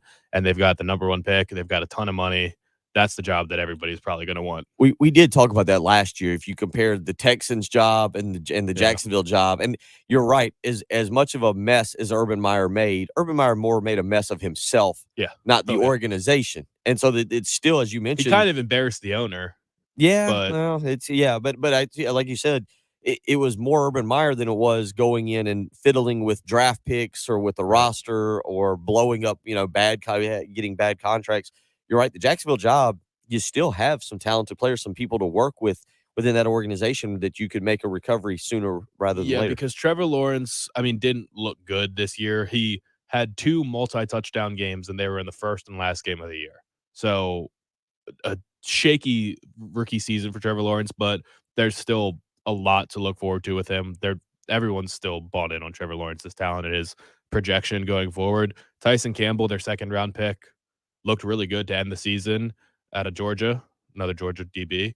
And then you didn't get to see Travis Etienne. So he'll be added to the roster. He'll just be a bonus next year. Be like an extra pick. 803-404-60-100 if you want to weigh in on that. Patrick, tonight, South Carolina travels to Knoxville to take on Tennessee. Again, according to different depends on where you want to look here. I've always got Vegas Insider up. They've got BetMGM and Caesar Sportsbook. South Carolina, according to BetMGM, is a 14.5-point underdog. Caesars has South Carolina as a 15-point underdog. The over-under sitting right around 141 for tonight. It's a tall task. This is not a good matchup. I think teams with length, teams with extreme athleticism, Auburn last week, Tennessee this week, Alabama coming up in a few weeks, teams with extreme athleticism, I think, give South Carolina problems. It is an opportunity, though. If they can go on the road, they can find a way to win the ball game. You talk about adding a massive victory to your resume. If not, you come home and you try and get ready for Florida on Saturday. Yeah, you took care of business in Nashville. You feel good about beating a team that you should have beaten. You're not, as a player, you're expecting to go in and win every game, but as fans, you're not going to be devastated if you lose this game. But go in there and look competitive. Don't get blown out. Tennessee's really good. Like you said, they're athletic. They got a couple Euros, which means they move the ball well automatically. That's just how it works. And they've been good for a long time. So go in there, be competitive. I assume it'll be a pretty good environment. It's Tuesday night, not much else going on. Tennessee's a strong fan base and it's a big arena, so I assume it'll be a tough environment overall. Just go in there and this is the type of game where you could see South Carolina just sneaking up and stealing a win. They do stuff like that in SEC play, and maybe this is the night. Maybe this is going to change things around and give them momentum. But it's a bad matchup overall. Tennessee comes in. The guards for Tennessee are really difficult to defend. They are quick. Kennedy Chandler is a very good freshman point guard who is really developing for them. You mentioned the big guys. Tennessee is an athletic team. Tennessee is a very athletic team. Joe Lenardi putting out his most recent bracketology. We haven't done a lot of the bracketology a whole bunch around here in recent times, but you go and you look at it right now. Again, South Carolina not part of that bracketology. He does have LSU as a 3 seed out of the SEC. He's got Tennessee right now as a 6 seed out of the SEC. I was looking to see where he had Auburn because Auburn was probably the most intriguing team. He's got Kentucky as a 5 seed out of the SEC. He's got Auburn as a 1 seed. He's got him as a 1 seed out of the Midwest. That was kind of the one I was looking for there. Tennessee's coming off a loss too, which means they'll probably be motivated. And they lost to a really good LSU team, so yeah, tough. It's tough spot. It's going to be a difficult game tonight. Again, you can hear it's not going to get easier on Saturday either. No, but Florida. I've watched Florida multiple times this year. That's a game South Carolina matches up better, and I do think. Look, I know people are going to say, "Oh, you're crazy." Did you see the way they played against Auburn last week? But South Carolina, I think, is a better team. I know they went on the road and won the Vanderbilt game. I think South Carolina is a pretty good home team. They didn't shoot the ball. They had a bad first 20 minutes against Auburn. A lot of that had to do with the fact that Auburn's a really good basketball team. But we'll see tonight, again, South Carolina and Tennessee. You can hear it right here on 107.5 The Game. We'll come back. We will wrap up. Final thoughts on college football as 2021 has finally come to a close for the college football season. The Georgia Bulldogs, second ever national championship, first in 41 college football seasons, I believe, since 1980. Unbelievable. Kirby Smart, where do you place him now in the hierarchy of college football head coaches as he joins a very small list of people who own a national championship? You're listening to The Early Game on 107.5 The Game. 107.5 The Game is omnipresent and free of charge. Free of charge in your car. Yeah, no, I think it's just Dave Gettleman. I didn't get anything about Joe Judge. He should get fired.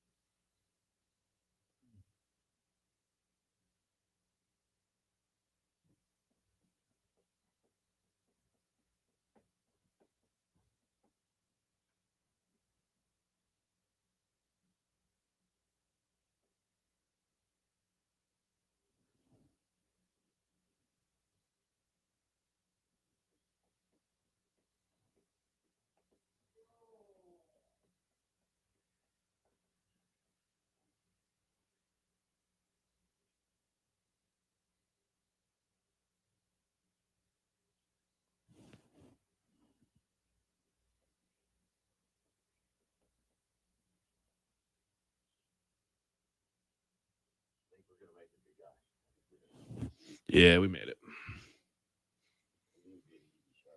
I'll check with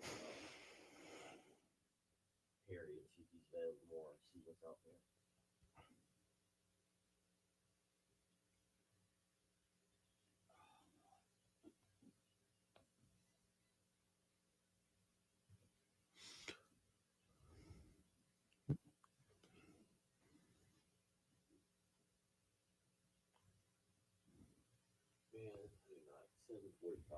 I think if, yeah. Because we go home, I sit down and get comfy. Like, you got to get back up. 7:45, 8:45.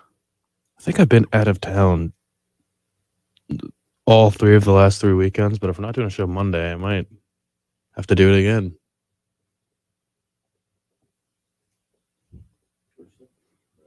Been out of town all 3 of the last 3 weekends, but if we're not doing a show on Monday, I might just have to leave town again.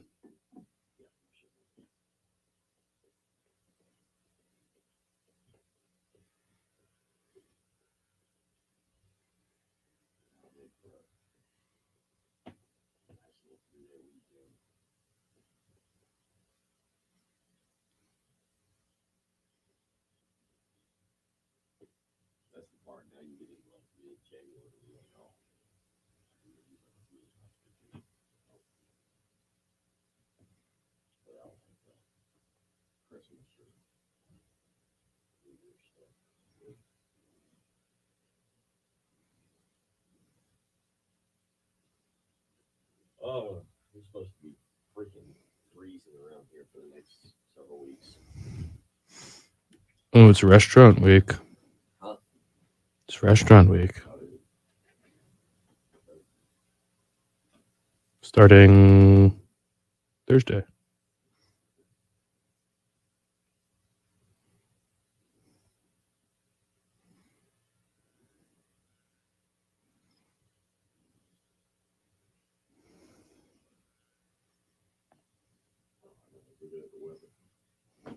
The weather, cold for weeks.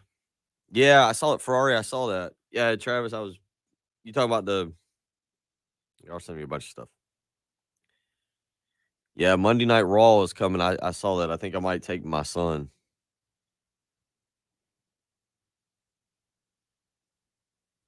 Is Roman Reigns in Monday Night Raw? I have no idea. Yeah, Travis, Patrick pointed this out. The Alabama hat that some of the Georgia players were wearing accidentally gave out the wrong hats last night.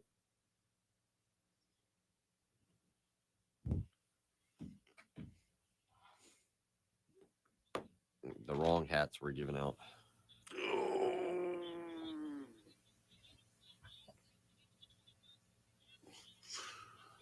Oh, get up. That's not exactly accurate. They didn't fire Ryan Pace.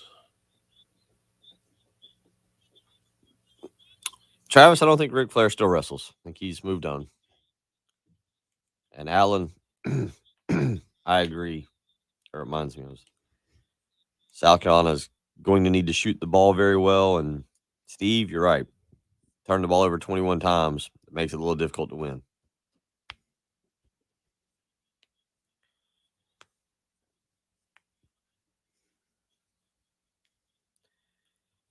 It's going to be a difficult one.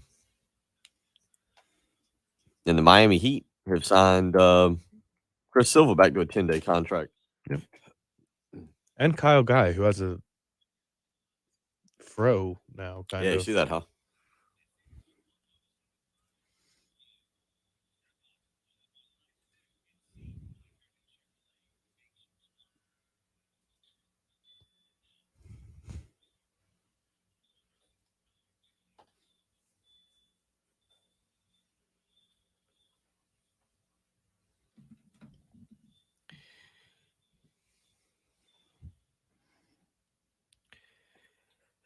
Wrapping up the Tuesday edition, January 11th, 8:50 a.m. here, the Tuesday episode of the early game. And we now move away from college football, Patrick. We got NFL playoffs this weekend. Oh, we can finally turn our attention to 2 weeks from Saturday when the college lacrosse season officially kicks off. That is certainly right down the pipe.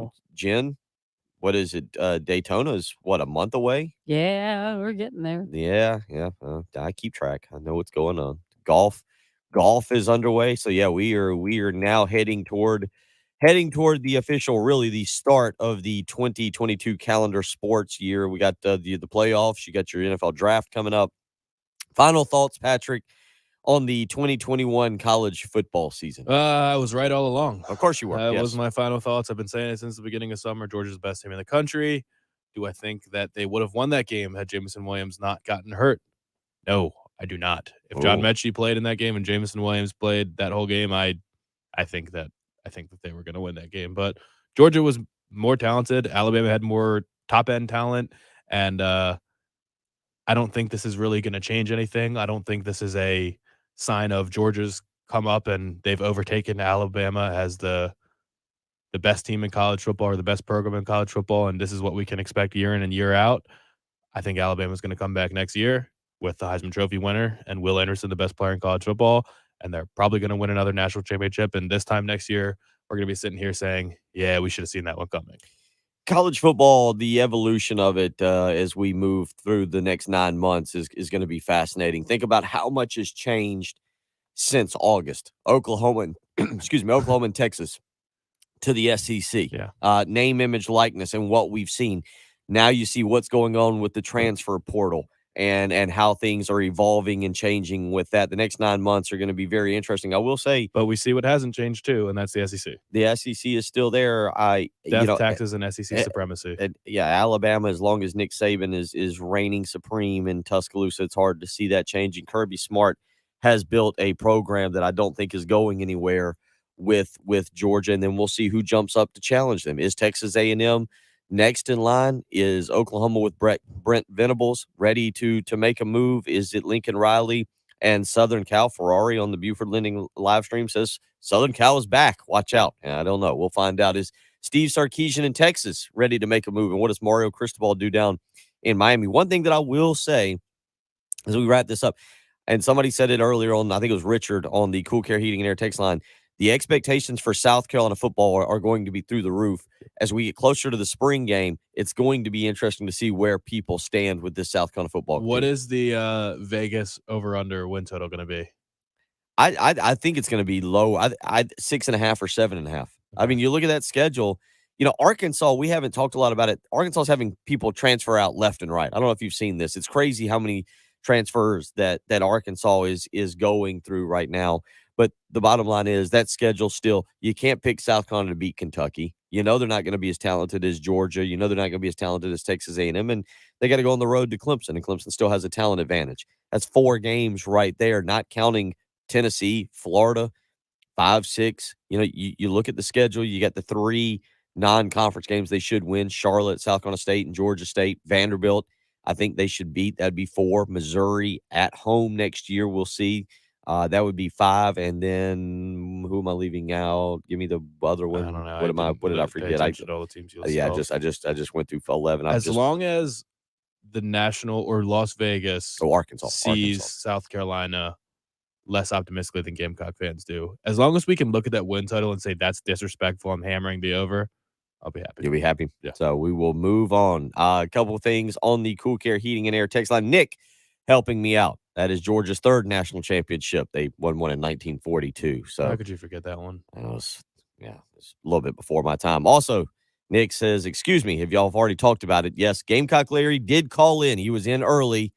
He's now back to being Gamecock Larry. Roll Tide Larry did not work out well for the Crimson Tide.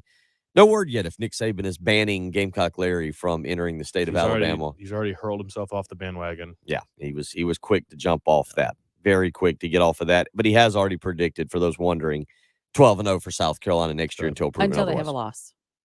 Yeah, until they have a loss. He's 12-0. So we will do it all again. Just because college football season has come to a conclusion, we do not end this program. We'll be back tomorrow morning, get a few guests, talk some college basketball, look ahead to the weekend that'll be with the NFL playoffs. And we'll see if Jen shoots another Nerf gun at me, because apparently that's something now that we do on the program. Woohoo! Have a great day, everyone.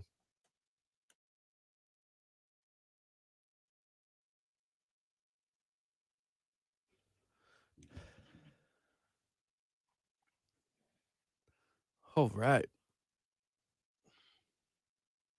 Yay. Good job, Thanks, everybody. Anthony. Good job. Joey, come Get back with some that rest. question tomorrow. That'll be a good way to start the program tomorrow. Over under win total. I like that. We'll utilize that one tomorrow. All right. Good plan. See you tomorrow, everybody.